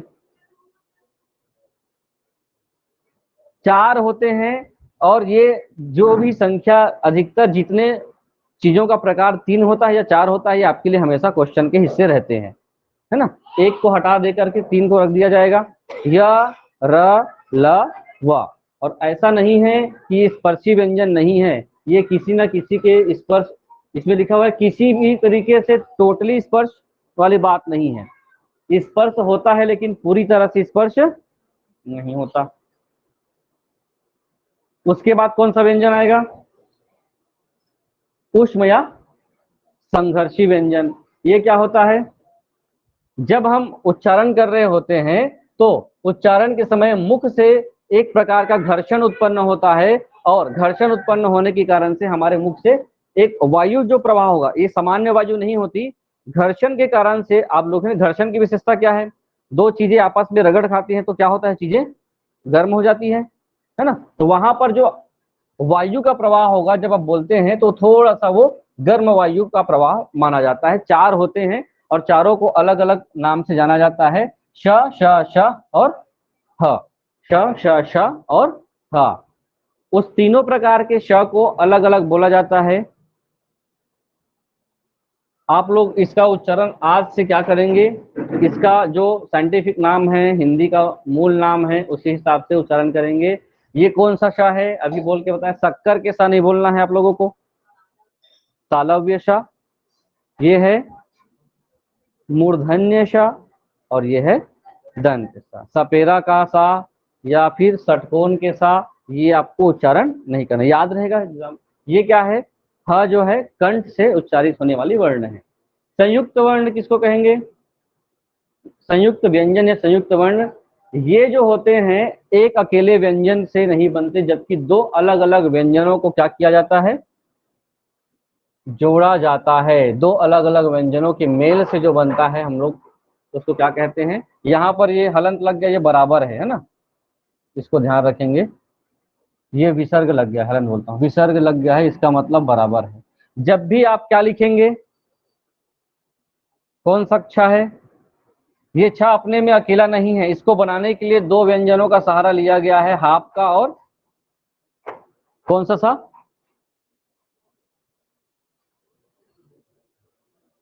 मूर्धन्य सा। ठीक है, वैसे ही त्र को बनाने के लिए किसका सहारा लिया गया है? हाफ का और रा। ज्ञ जो बनता है किससे बनता है? ज और निया, और एक श है जो इस वाले श से र के मेल से शरा बनता है।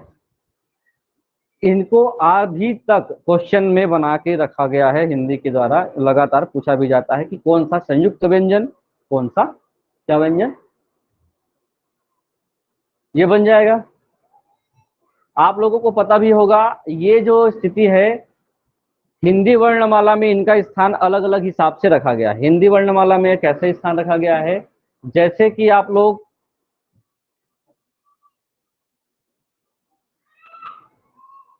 कमल लिखा हुआ है, क्षत्रिय लिखा हुआ है, फिर राम लिखा हुआ है, इसको अरेंज करना होगा तो ये माना जाता है कि साइंटिफिक रूप से कमल पहले आएगा, फिर उसके बाद आप लोग इंग्लिश में देखें ना, जो चुनाव होता है, कौन सा चुनाव, पंचायत चुनाव।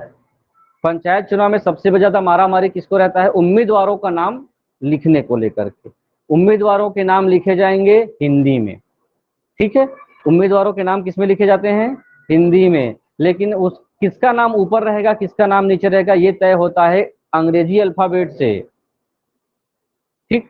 तो चुनाव में 3 उम्मीदवार खड़े हैं, एक का नाम कमल है, एक का नाम छतरी है, बोल देते हैं ऐसी, एक का नाम राम है। तो जो चुनाव का सेटअप होगा, सबसे पहले कौन किसका नाम रहेगा, कमल का, उसके बाद किसका रहेगा, छतरी का, उसके बाद किसका रहेगा, राम का, क्योंकि ये आता है कमल से, इसका होता है KSH से, ठीक है, और इसका नाम आता है फिर R से। तो आपको जो सूचीबद्ध करना होगा, सबसे पहले किसका नाम लिया जाएगा, एक नाम लिखा किस में जाता है, हिंदी में, लेकिन आता कैसे है, उसका सेट कैसे किया जाता है, इंग्लिश में। तो ऐसे नाम वाले बिल्कुल ध्यान देंगे कि आपका नाम ज्ञा है तो ज्ञानी का ज्ञा आखिरी में नहीं होता है, ये ध्यान लीजिए। जिसका नाम ज्ञानुक होगा वो ऐसा नहीं है कि आखिरी में उसका नाम आएगा, उसका नाम किसके बाद आएगा, ज है, किसी का नाम ज से शुरू होगा, है ना, जे के बाद इसका नाम आएगा। अगर ज्ञानचंद किसी का नाम है तो ज्ञानचंद इसमें कहाँ पे आएगा, हाँ, राम भी पीछे हो जाएगा लेकिन ज्ञानचंद सामने रहेगा। क्यों, क्योंकि इसका जो सेटअप ये है, इंग्लिश में ज्ञानी को भी किसमें लिखा जाता है, जी से दिखाया जाता है ना, के पहले रहेगा, लेकिन लास्ट में कभी वो नहीं रहेगा, ये ध्यान सब ये पता चल रहा है, यही पहले में है इसी का नाम, हाँ, क्योंकि इसका नाम क्या है, द्विगुण व्यंजन या उक्षिप्त व्यंजन किसको कहते हैं, अभी चर्चा किया जा चुका है। जब भी हम लोग बात करते हैं दिखने में सेम रहता है, लेकिन इनका उच्चारण जो है अलग अलग स्थिति में क्या होता है, अलग अलग होता है। इसमें देखेंगे ये ट वर्ग से निकलते हैं, लेकिन इसका उच्चारण जीभ के झटके से नीचे गिराकर होता है, इसी कारण से स्पर्श व्यंजन में ये मूल रूप से शामिल नहीं है, ठीक है। 2 वर्ण होते हैं, दिखने में सेम है, ये ड से डमरू से जुड़ा हुआ क्या है, ये अड़ा है, और ढ से ढक्कन से जुड़ा हुआ ढ़ है। छत्तीसगढ़ लिखते हैं, छत्तीसगढ़ लिखेंगे तो गढ़ जो लिख रहे हैं तो हम किसका उपयोग करते हैं, इस द्विगुण व्यंजन का। अगर हम लोग लिखते हैं दंतेवा ड़ा तो यहां पर ये जो है ड नहीं होता, दंतेवाड़ा हो जाता, इसी कारण से इसका जो नेचर है द्विगुण है।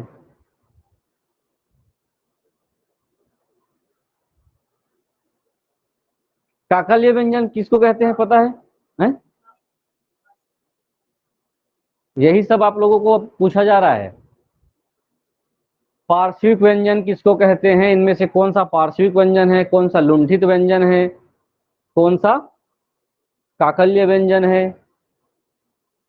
जितनी संभावनाएं हैं आप लोगों को बता देता हूं। काकल्य व्यंजन होगा जब इसका उच्चारण, जैसे हम लोग कंठ की बात किया है ना, कंठ से इसका उच्चारण होता है ह का, तो इसका उच्चारण स्वर यंत्र से होता है। स्वर यंत्र लिरिक्स बोलते हैं, स्वर यंत्र को बोलते हैं स्वर यंत्र, इंग्लिश में लिरिक्स कहा जाता है। आप लोगों ने वो पढ़ा होगा, श्वसन तंत्र पढ़ा है, बायोलॉजी में श्वसन तंत्र है ना, जिसमें हम लोगों को यहाँ पर एक लिरिक्स पढ़ा जाता है। संगीत का लिरिक्स जो होता है कहाँ से, स्वर तंत्र से तो बनता है ना। तो ह का उच्चारण कंठ से होता है। अब पार्श्विक व्यंजन किसको कहते हैं, पार्श्विक व्यंजन जब उच्चारण कर रहे हैं, बोला जा रहा है ल को, तो बोलते समय हवा जो है जीभ के बगल से निकलती है। आपका जीभ ऐसे है, इधर इधर से हवा निकलेगी, तो उसका उच्चारण होता है। अब हमको क्या करना है, पढ़ना बस ऐसे नहीं, बोल के देखिए, हवा निकालिए। ला को पार्श्विक व्यंजन कहते हैं और अब तक सबसे ज्यादा पूछा गया है इसको।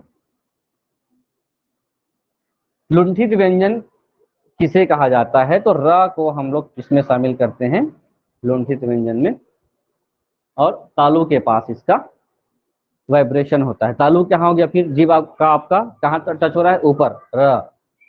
तो अब कठिन लगने लग गया क्या?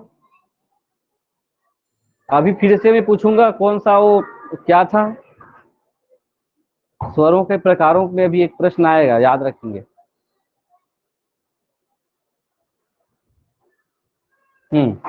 चलिए बताइए, नाम बताएंगे। ल, र, ह, इसको कौन सा व्यंजन बोलते हैं? सब इधर देख के बताएंगे। ल से लुंठित नहीं होता। हाँ, ये हो गया लुंठित। और आबलिक में क्या था?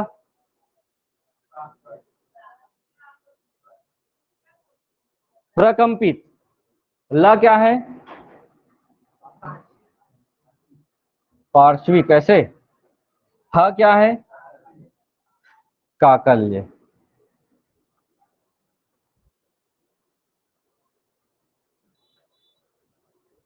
चलिए, अब ये आप लोगों को ये देखना है हमारे यहाँ पर किसका किसका उच्चारण कहाँ कहाँ से होता है। 5 प्रकार के ये क्या है, सेट हैं। इंग्लिश में लिख दिया हूं आप लोगों के लिए। कंठ का मतलब हो गया क्या है, गैट्रल, तालु। साइंस वाले थोड़ा सा। अब देखिए, लैंग्वेज का मतलब लैंग्वेज होता है, हिंदी को हिंदी में ही पढ़ा जाता है, क्योंकि समझने के लिए, मायने के लिए हम लोगों ने इसका उपयोग किया है। आप लोग ई को किससे उच्चारण बता रहे थे भाई? मैं स्वरों को क्या कर देता हूं, बॉक्स बना देता हूं।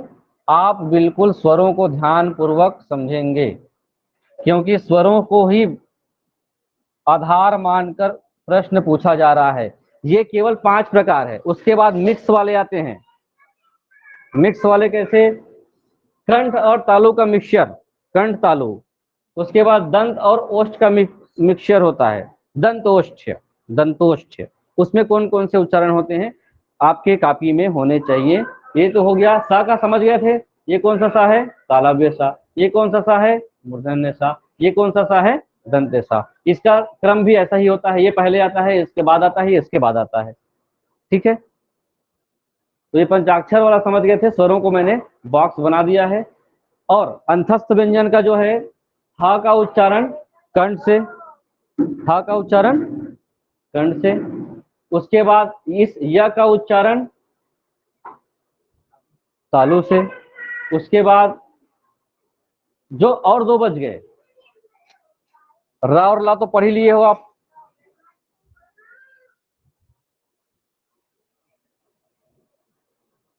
आगे है नासिक से। अभी बताया ना, नासिक या अनुनासिक जिसको कहते हैं, किससे होगा?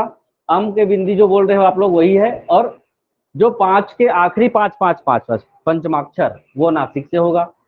मिक्स वाली बात है, जब हम लोग कंठ और तालु को मिक्स करते हैं तो कंठ तालव्य बनता है। ये चारों अभी के पैटर्न बने हुए हैं एग्जाम के, क्योंकि आपने 5 अक्षर वाले 25 वर्णों को याद करके बैठ लिए हो, उससे प्रश्न नहीं आ रहे हैं। अब किससे आ रहे हैं? मेंस में तक पूछा गया है कौन कौन से दंत ओष्ठ से उच्चारण होने वाले वर्ण हैं, या दंत मूल से कौन सा होगा।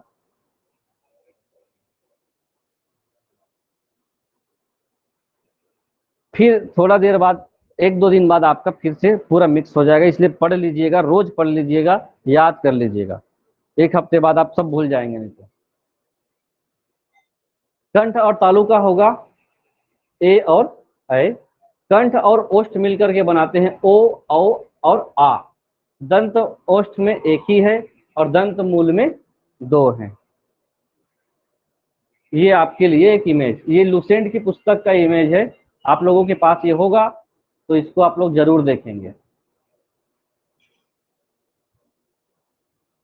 ठीक है, यहाँ पर उसका कुछ नाम दे दिया गया है। तालु से ई वर्ग, च वर्ग लिख दिया तो समझ जाएंगे, च छ ज झ। केवल चाचा जा झा या फिर नासिक हो जाएगा, इसमें भी शामिल है और नासिक में भी शामिल है। ये देखो अम की बिंदी के साथ वो सभी शामिल। ओके, और कुछ इसको कल देखेंगे। व्यंजन अभी खत्म नहीं हुआ है, घोषत्व के आधार पर, और एक होता है बोलने के अमुक के अवस्था के आधार पर, सघोष अघोष, और दूसरा क्या होता है प्राणत्व के आधार पर, अल्प प्राण और महाप्राण।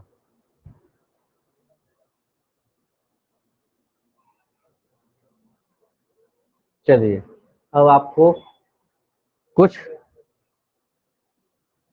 गणित के प्रश्नों को हल करने हैं।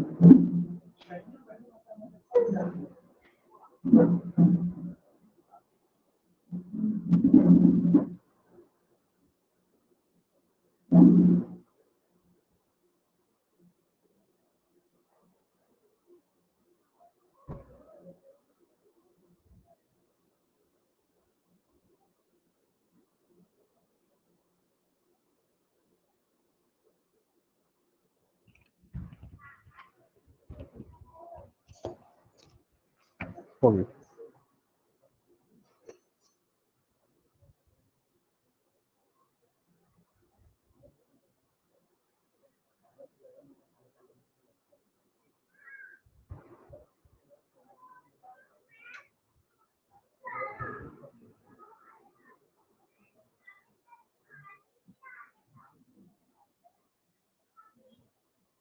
एक आयताकार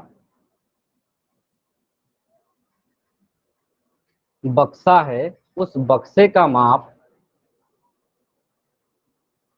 आयताकार बक्से का माप 12 सेंटीमीटर गुना 8 सेंटीमीटर गुना 4 सेंटीमीटर है। इस बक्से में 2 सेंटीमीटर भुजा के इस बक्से में 2 सेंटीमीटर भुजा के कितने बर्फ के घन रखे जा सकते हैं? कितने बर्फ के घन रखे जा सकते हैं?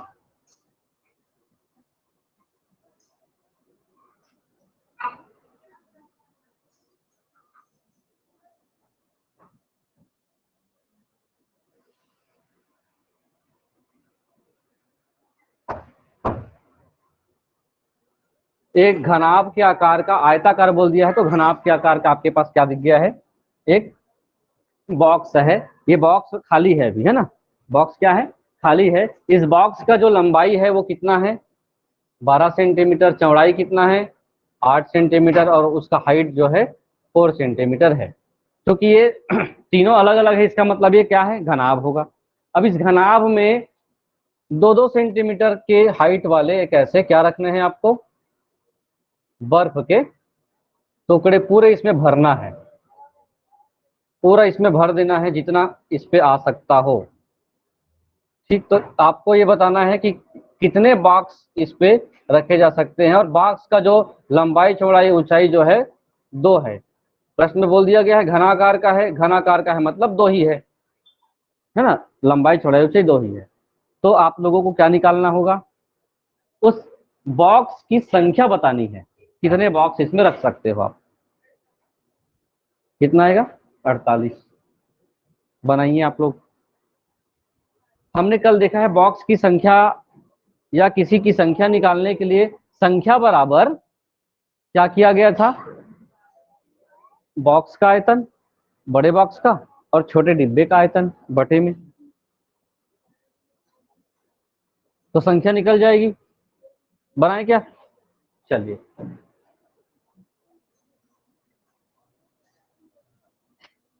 आयताकार बॉक्स है और बॉक्स का, या हम लोग बोल सकते हैं बॉक्स की लंबाई कितनी है 12, चौड़ाई कितनी है 8, ऊंचाई कितनी है 4 है क्या, 4 सेंटीमीटर।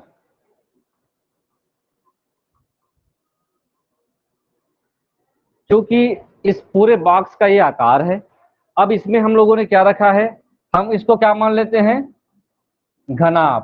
तो इसका आयतन क्या होगा, घनाभ का आयतन, हम पहले बॉक्स का साइज पता कर लेते हैं, सीधी बात है, बॉक्स कितना बड़ा है या कितने इसका वॉल्यूम है, तो 12 गुना 8 गुना 4 कितना होगा, इसको ऐसे ही रहने देते हैं, ठीक है, इतना ही कर लेते हैं, क्योंकि हमने अभी घन के बारे में भी हमको पता करना है। एक घन का एक घन का आयतन क्या होगा, क्योंकि घन का एक भुजा का मान कितना है 2 है, तो घन का आयतन क्या होता है 1 की घात में 3, तो 2 गुना 2। अब निकालना क्या है, बर्फ के घनों की संख्या, बर्फ के घनों की संख्या पता करनी है। तो आप लोग लिख सकते हैं घनों अर्थात बर्फ की संख्या, बर्फ की संख्या होगा, जब भी किसी की संख्या निकालनी होगी बड़े का मान बटे छोटे का मान, ये आप करेंगे, तो यहां पर होगा घनाभ का आयतन, घनाभ का आयतन बटे किसका आयतन होगा, घन का आयतन। यहां पर लिख सकते हैं 12 गुना 8 गुना 4, 2 गुना 2 गुना 2, 2 एकम 2, 2 दूनी 4, ये फिर 2 कट गया, ये फिर 2 कट गया, उसके बाद ये हो गया 12 एकम 12, फिर 2 एकम 2, फिर 4 बचा, 12 और 4, 12 चौक 48। तो प्रश्न पूछा जा सकता है कितने बर्फ रखे जा सकते हैं टुकड़े, 48 टुकड़े वहां पर संख्या रखे जा सकते हैं।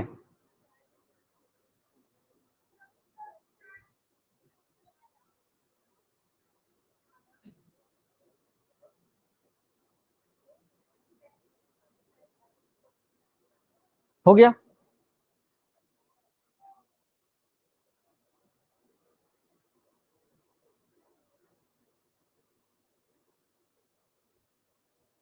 जल्दी से सेकंड क्वेश्चन लिखें, सेम प्रश्न होगा, कॉन्सेप्ट इसका। विमा समझ के, विमाएं किसको बोला जाता है, डायमेंशन 3 प्रकार के, एक 24 सेंटीमीटर, एक 24 सेंटीमीटर, 9 सेंटीमीटर तथा 8 सेंटीमीटर विमा वाले।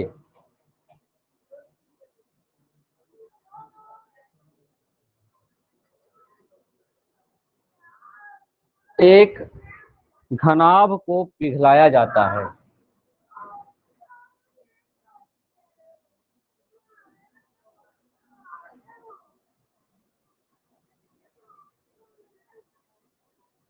एक घनाभ को पिघलाया जाता है और उसको 3 सेंटीमीटर वाले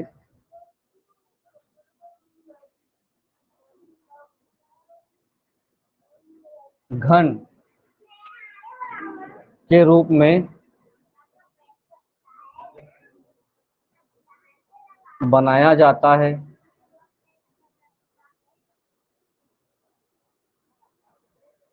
इस प्रकार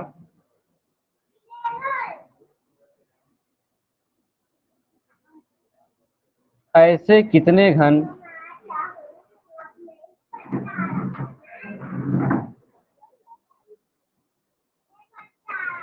बनाए जा सकते हैं। कोई परेशानी नहीं, सेम टू सेम है, ओरल ऐसी बना के बता दीजिए आप लोग। गुना भाग करना है, दोनों घन का आयतन निकालिए। एक घन है, एक घनाभ है, सॉरी, ऊपर वाला क्या है, घनाभ है, और 3 सेंटीमीटर वाला क्या है, घन है। तो घनाभ का आयतन बटे घन का आयतन, तो आप लोगों को नंबर्स ऑफ क्यूब मिल जाएगा। फिर उसके बाद सभी प्रश्न ऐसे ही हैं, बार बार वही प्रश्न आ रहे हैं।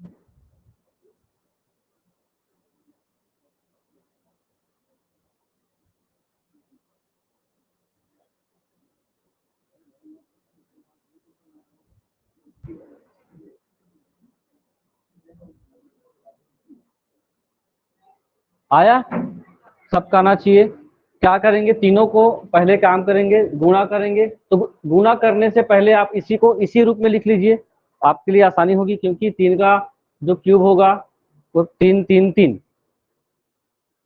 बोलते जाएं जल्दी से, मैं लिख दूं, ऐसा लिख सकता हूं क्या, अभिष्ट संख्या सीधा, किसी भी की संख्या निकालनी हो तो हम लोग क्या करते हैं, घनाभ का आयतन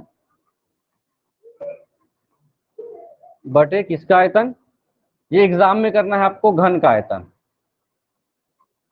प्रश्न वही है, ये जानोगे तब ये होगा। प्रश्न का नेचर हर बार कुछ न कुछ अलग होगा, तो इसके लिए हम लोग क्या कर सकते हैं, 24। और इसमें हमेशा ये ध्यान रखेंगे, क्या दोनों यूनिट सेम हैं, क्या वो सेंटीमीटर में है तो ये भी सेंटीमीटर में है क्या, क्या वो मीटर में है तो ये भी मीटर में है क्या। सबसे पहले ध्यान इसको देना है आप लोगों को। तो दोनों क्या है, सेंटीमीटर में है। 24 गुना 9 गुना 8 है क्या, 8। और ये घन का सूत्र क्या होता है, 3 गुना 3 गुना 3। कौन कौन से कट सकते हैं, ये दोनों 3 कट गए इससे, ठीक है। और यहां से कट गया ये, कितने बार में, 8 बार में, बचा है 8। और ये बचा 8, 8 का गुना 8 से 64 हो जाएगा ये। क्योंकि इसमें सेंटीमीटर नहीं लिखना है ना मीटर नहीं लिखना है, क्योंकि ये संख्या है, तो इसमें लगा दिए हो क्या, सेंटीमीटर मीटर कोई तो लगाए होंगे, नहीं लगाए होंगे, संख्या में नहीं लगता है। अब थोड़ा सा आगे बढ़ते हैं और बड़े प्रश्न पे आपको काम करना है। जितने भी ऐसे प्रश्न आएंगे बना लेंगे आप, कल भी 1 2 एग्जाम्पल किए थे इसको, पैटर्न चेंज। अब थोड़ा सा कॉन्सेप्ट है, प्रश्न को पढ़ते जाएंगे, लिखते जाएंगे आप लोग और समझते जाएंगे। एक आयताकार टंकी के, एक टंकी है, उसका आकार कैसा है, आयताकार है। एक आयताकार टंकी, कौन सी टंकी, पानी की टंकी है। उसके आधार का क्षेत्रफल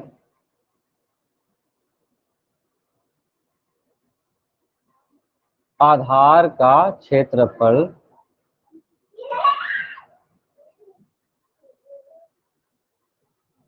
6500 सेंटीमीटर या वर्ग सेंटीमीटर है। 6500 वर्ग सेंटीमीटर है। यदि उसमें भरे हुए पानी, यदि उसमें भरे हुए पानी का आयतन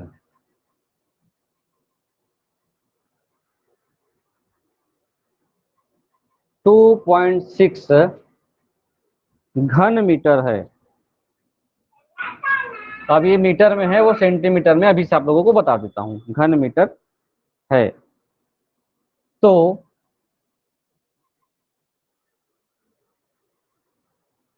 टंकी में भरे पानी की गहराई कितनी है?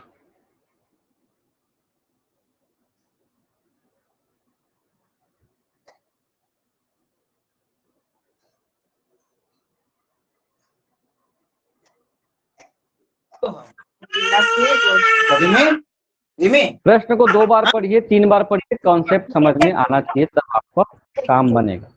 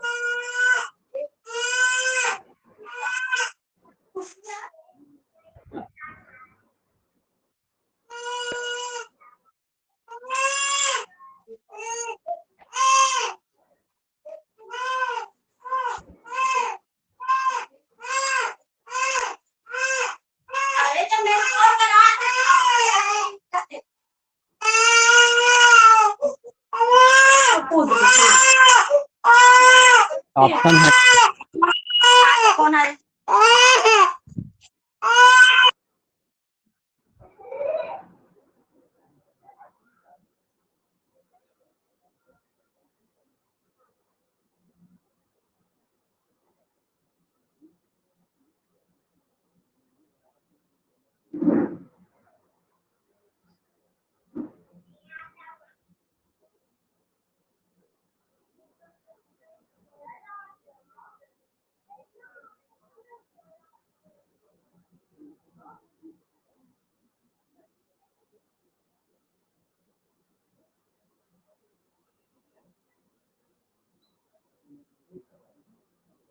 माइक ऑन हो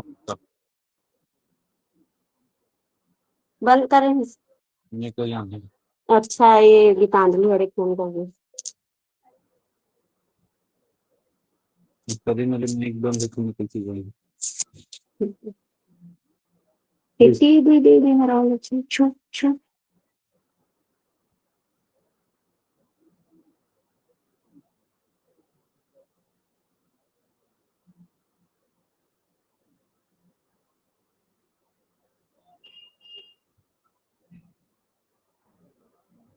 कुछ लॉजिक लगा आप लोगों का?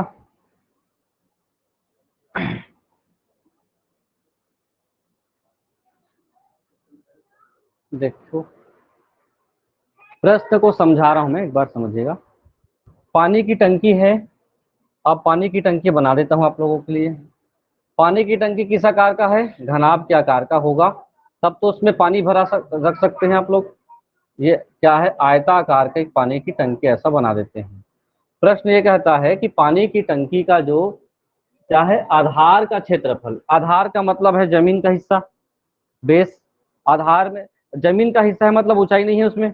जमीन का जो इलाका है, एक तो लंबाई होगी और चौड़ाई होगी, ऊंचाई उसमें शामिल नहीं है, अर्थात 2D कॉन्सेप्ट है। तो उसका जो नीचे का एरिया है, ये वाला और ये वाला है ना, ये वाला और ये वाला, अर्थात इसकी लंबाई है और चौड़ाई। लंबाई और चौड़ाई है, जो कितना है लंबाई नहीं दिया है क्या? लंबाई चौड़ाई है, इसका दोनों का क्षेत्रफल कितना है ये दे दिया है, 6500 वर्ग मीटर।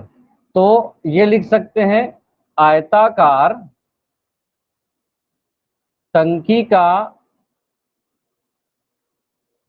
टंकी की लंबाई कितना है हम लोग मान सकते हैं L। चौड़ाई कितनी? बी लिखते हैं। अब क्षेत्रफल क्या लिखा हुआ है, क्षेत्रफल का मतलब ही होगा लंबाई का गुना किससे, लंबाई गुना चौड़ाई। ठीक, कितना दे दिया गया है, 6500 सेंटीमीटर, कौन सा सेंटीमीटर, वर्ग सेंटीमीटर, लंबाई गुना चौड़ाई। 6500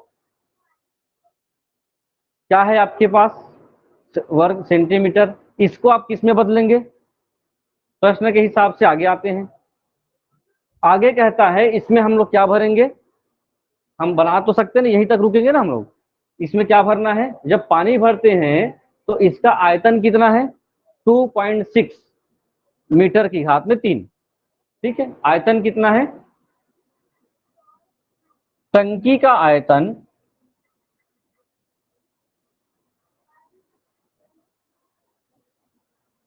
आयतन मतलब घनाभ हो गया, लंबाई चौड़ाई ऊंचाई, किसी भी अलग अलग माप के हिस्से का ऊंचाई जो होगा क्या हो जाएगा, हम ऊंचाई को क्या मानेंगे, या ऊंचाई लिख देते हैं, आयतन,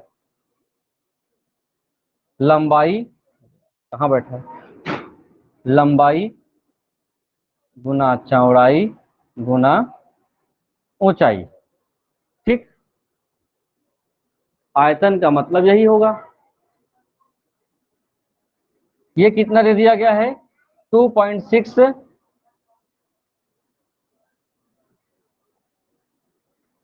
2.6 मीटर में घन है। और इधर क्या है, लंबाई चौड़ाई की जगह हम लोग क्या रख सकते हैं, 6500 गुना ऊंचाई, ऊंचाई ही तो निकालना है, गहराई का मतलब है कि वो गहरा है, मतलब कितना ऊंचा टंकी होगा वही उसकी गहराई है। इमेजिन करिए टंकी के अंदर आप कूदेंगे तो जितना गहरा है वही तो उसकी ऊंचाई है ना, तो वही आपको निकालना है।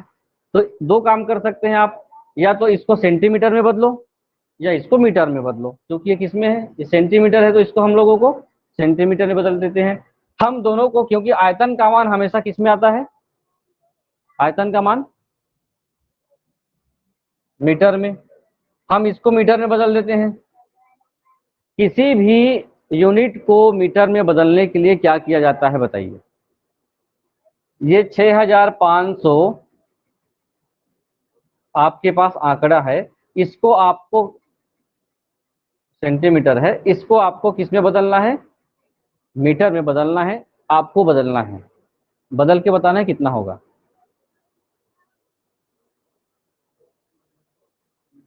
6500 वर्ग सेंटीमीटर है मान आपके पास। एक सिंपल प्रश्न है कि आपको इस सेंटीमीटर को मीटर में बदलना है।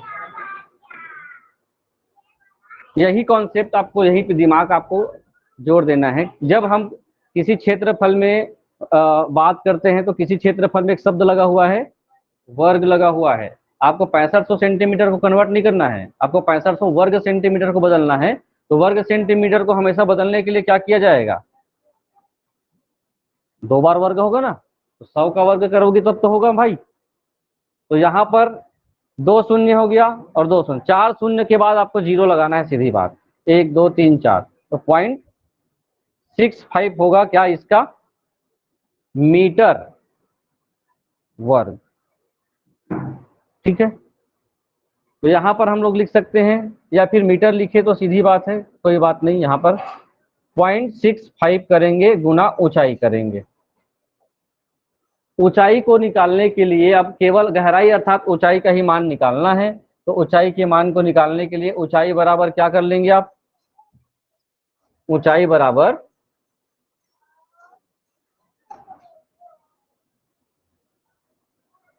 ऊंचाई अर्थात उसकी गहराई, ऊंचाई बराबर हो जाएगा 2.6 बाई 0.65। 65 65 का डबल होता है 6.5, 6.5 का डबल क्या हो गया 13, 13 का डबल कितना हो गया 26। कितने अंक के बाद दशमलव लगेगा, उसको काटेंगे तो 1 2 3 एकदम बराबर कटेगा, कितने बार में, 4 बार में कटेगा, तो 4। अब आंकड़े किस में आएंगे, मीटर में।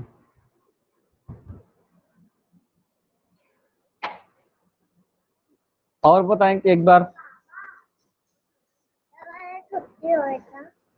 थोड़ा देर बाद।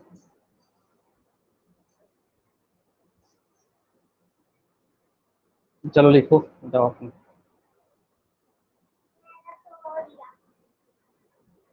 और लिख।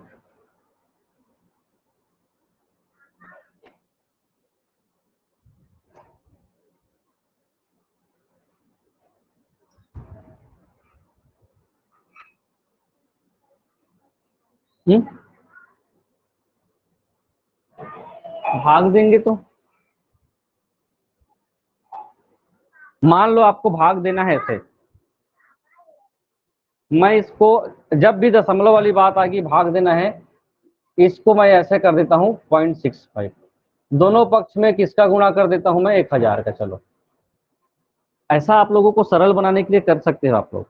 इसको जब गुणा करोगे तो कितना हो जाएगा, 100 का गुणा करने से भी आपका काम बन सकता है।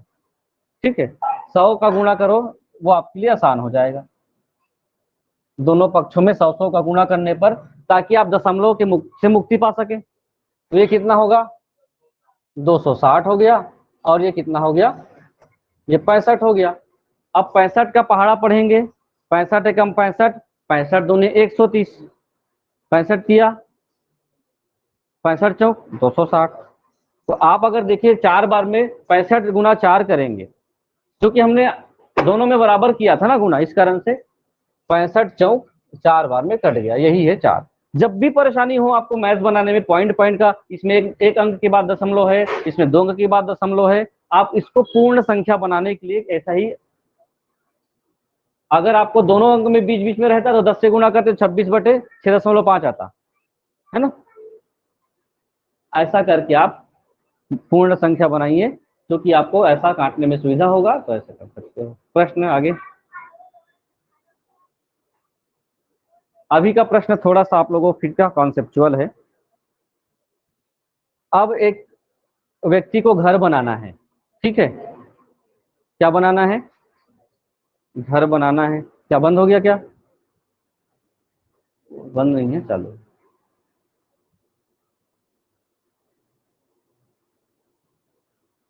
घर बनाने के लिए किसकी आवश्यकता पड़ती है, ईंटों की आवश्यकता पड़ेगी, सबसे जरूरी काम। तो एक व्यक्ति ने घर बनाने के लिए क्या किया, ईंटें मंगाए। घर का साइज भी पता है हमको कि कितना घनाभ के आकार का घर बनना है, जिसमें लंबाई भी होगी, चौड़ाई भी होगी, और दीवार ऊंची भी होगी। ईंट की आवश्यकता पड़ेगी, ईंट का भी साइज है, ईंट की भी क्या होगी, लंबाई होगी, चौड़ाई होगी, ऊंचाई होगी। उन्होंने क्या किया, पूरा घर ईंटों से सजा दिया, घर बन गया। लेकिन घर बनाया तो ईंट जहां जहां रखा गया था वो मेन एरिया को खत्म कर दिया। 10% एरिया, 10% जो उसका एरिया था, क्षेत्रफल था, वो ईंटे में ही समाहित हो गया। होता है ना, आप लोग 11-11 का घर बनाते तो 1 फीट में ईंटा ही हो जाता है, तो 10-10 का घर बनता है, ऐसा हो गया। तो आपको बताना है कि कितना क्षेत्रफल में अब उसका घर है। ठीक, तो इसके लिए आप, या आपको क्या बताना है, कितने ईंटें लगे, ये सब भी बता सकते हो। प्रश्न जो लिखूंगा उसको आप लोग ध्यान से समझेगा। 24 सेंटीमीटर, 12 सेंटीमीटर, 8 सेंटीमीटर, पहले क्या लिखोगे,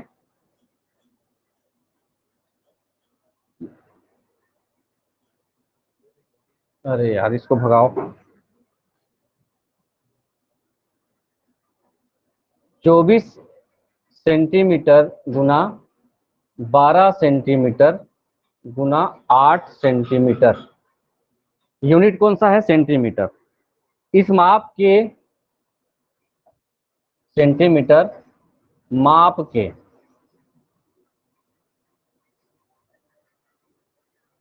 ईंटों से 24 मीटर लंबी,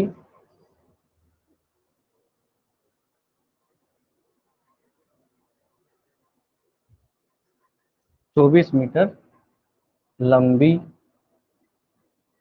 गुना 8 मीटर और 60 मीटर, 8 मीटर, ये परेशान कर रहा है बहुत, इससे लिखाई नहीं होता है। 8 मीटर ऊंची और 60 सेंटीमीटर चौड़ी दीवार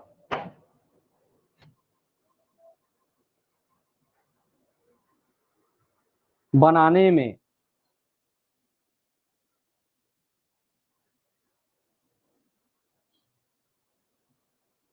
उपयोग की गई।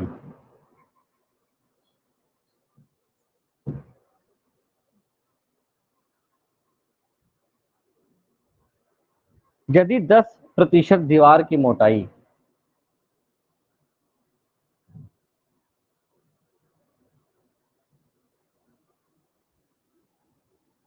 10% दीवार की मोटाई से भर जाती है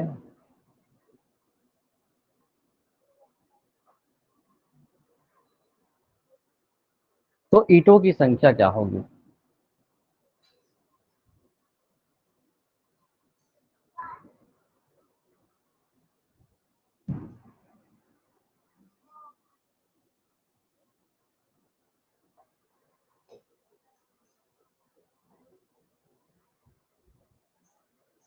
अरे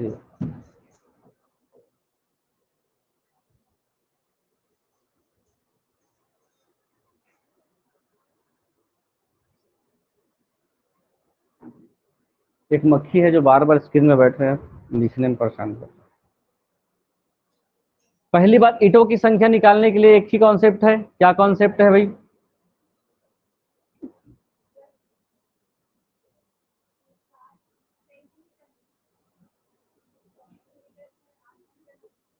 सेंटीमीटर। ये आया है सीजी ट्रेड 2017, सहायक ग्रेड 3 2017, संयुक्त परीक्षा 2015, 3 बार आ चुका है ये। तो ये नहीं आता है तो इससे रिलेटेड हो सकता है आ जाए। अरे क्या हो रहा है ये?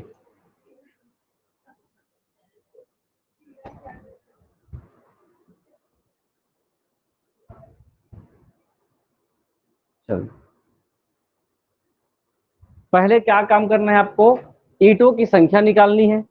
ईंटों की संख्या निकालने का एक ही कॉन्सेप्ट है कि आपको घनाभ का, बड़े घनाभ का संख्या बटे छोटे घनाभ, ये कर सकते हैं। अर्थात दीवालों के आयतन बटे ईंटों का आयतन। इससे ईंटों की संख्या निकल जाएगी। पहला काम ये होगा, जब ईंटों की संख्या निकल जाएगी तो 10% ईंटों की संख्या को कम कर दीजिए। 10% कम करेंगे, जो बचेगा वो आपका आंसर है। बस 5000 है टोटल ईंटें। हाँ, तो 5000 को कम करना है तो ईंटों की संख्या बचे हुए, हाँ 45,000। 5000 को लेफ्ट करना है ना, वो दीवार पे लग गया हो। ये प्रश्न कैसे है?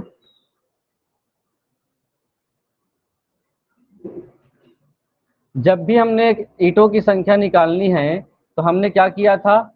पहले वाले का आयतन 24 लिखा हुआ है। 24 नहीं, पहले हम किसका मान लिखेंगे? दीवार का। हम लोग लिख सकते हैं फिर दीवार का आयतन बटे ईंटों का आयतन। इससे किसका मान निकलेगा? ईंटों की संख्या को हम लोग प्राप्त कर सकते हैं।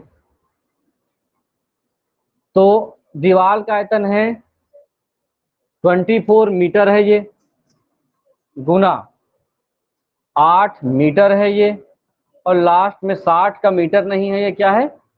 सेंटीमीटर है, बटे ईंट का आयतन के लिए 24 12 8, 24 सेंटीमीटर, 12 सेंटीमीटर और 8 सेंटीमीटर। ये तीनों सेंटीमीटर में है।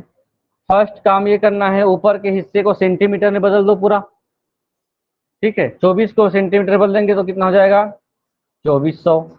8 को बदलेंगे तो हो जाएगा 800, और 60 ऑलरेडी सेंटीमीटर में है ही। तो ये हो जाएगा 24 गुना 12 गुना 8। 24 का यहाँ से ये काट देंगे तो ये बचेगा 100। 8 को यहाँ से काट देंगे तो ये बचेगा 100, 12 को यहां से काट देंगे तो बचेगा 5। 100 का गुणा हो जाएगा कितना, 10,000 और 5 हो गया 50,000 ईंटें हैं। लेकिन प्रश्न ये कहता है, फिर कहां से है, पूरा गायब कर दिया। प्रश्न क्या कहता है, आपको 10% ईंटें दीवार के मोटाई में भर गई है ना, तो कितने ईंटें हमारे पास उपयोग में है दीवार के हिसाब से, तो 10% क्या किया जाए, 5,000 का 10% नहीं होगा, सॉरी 50,000 का 10% कम करना है, तो 50,000 का 10% कितना हो गया 5,000। तो लगे ईंटें 5,000 या 50,000 में 5,000 माइनस कितना हो जाएगा 45,000। ईंटों की संख्या 10% दीवार की मोटाई में ही खप गई, तो 5,000 माइनस कर देंगे। ठीक है, कुछ ऐसे हैं, बाकी एक दो प्रश्न आपके इससे होगा। अब अगला बेलन है सिलेबस में, कल बेलन पढ़ेंगे आप लोग सूत्र के साथ, एक दिन में उसको कंप्लीट कर लेंगे कल।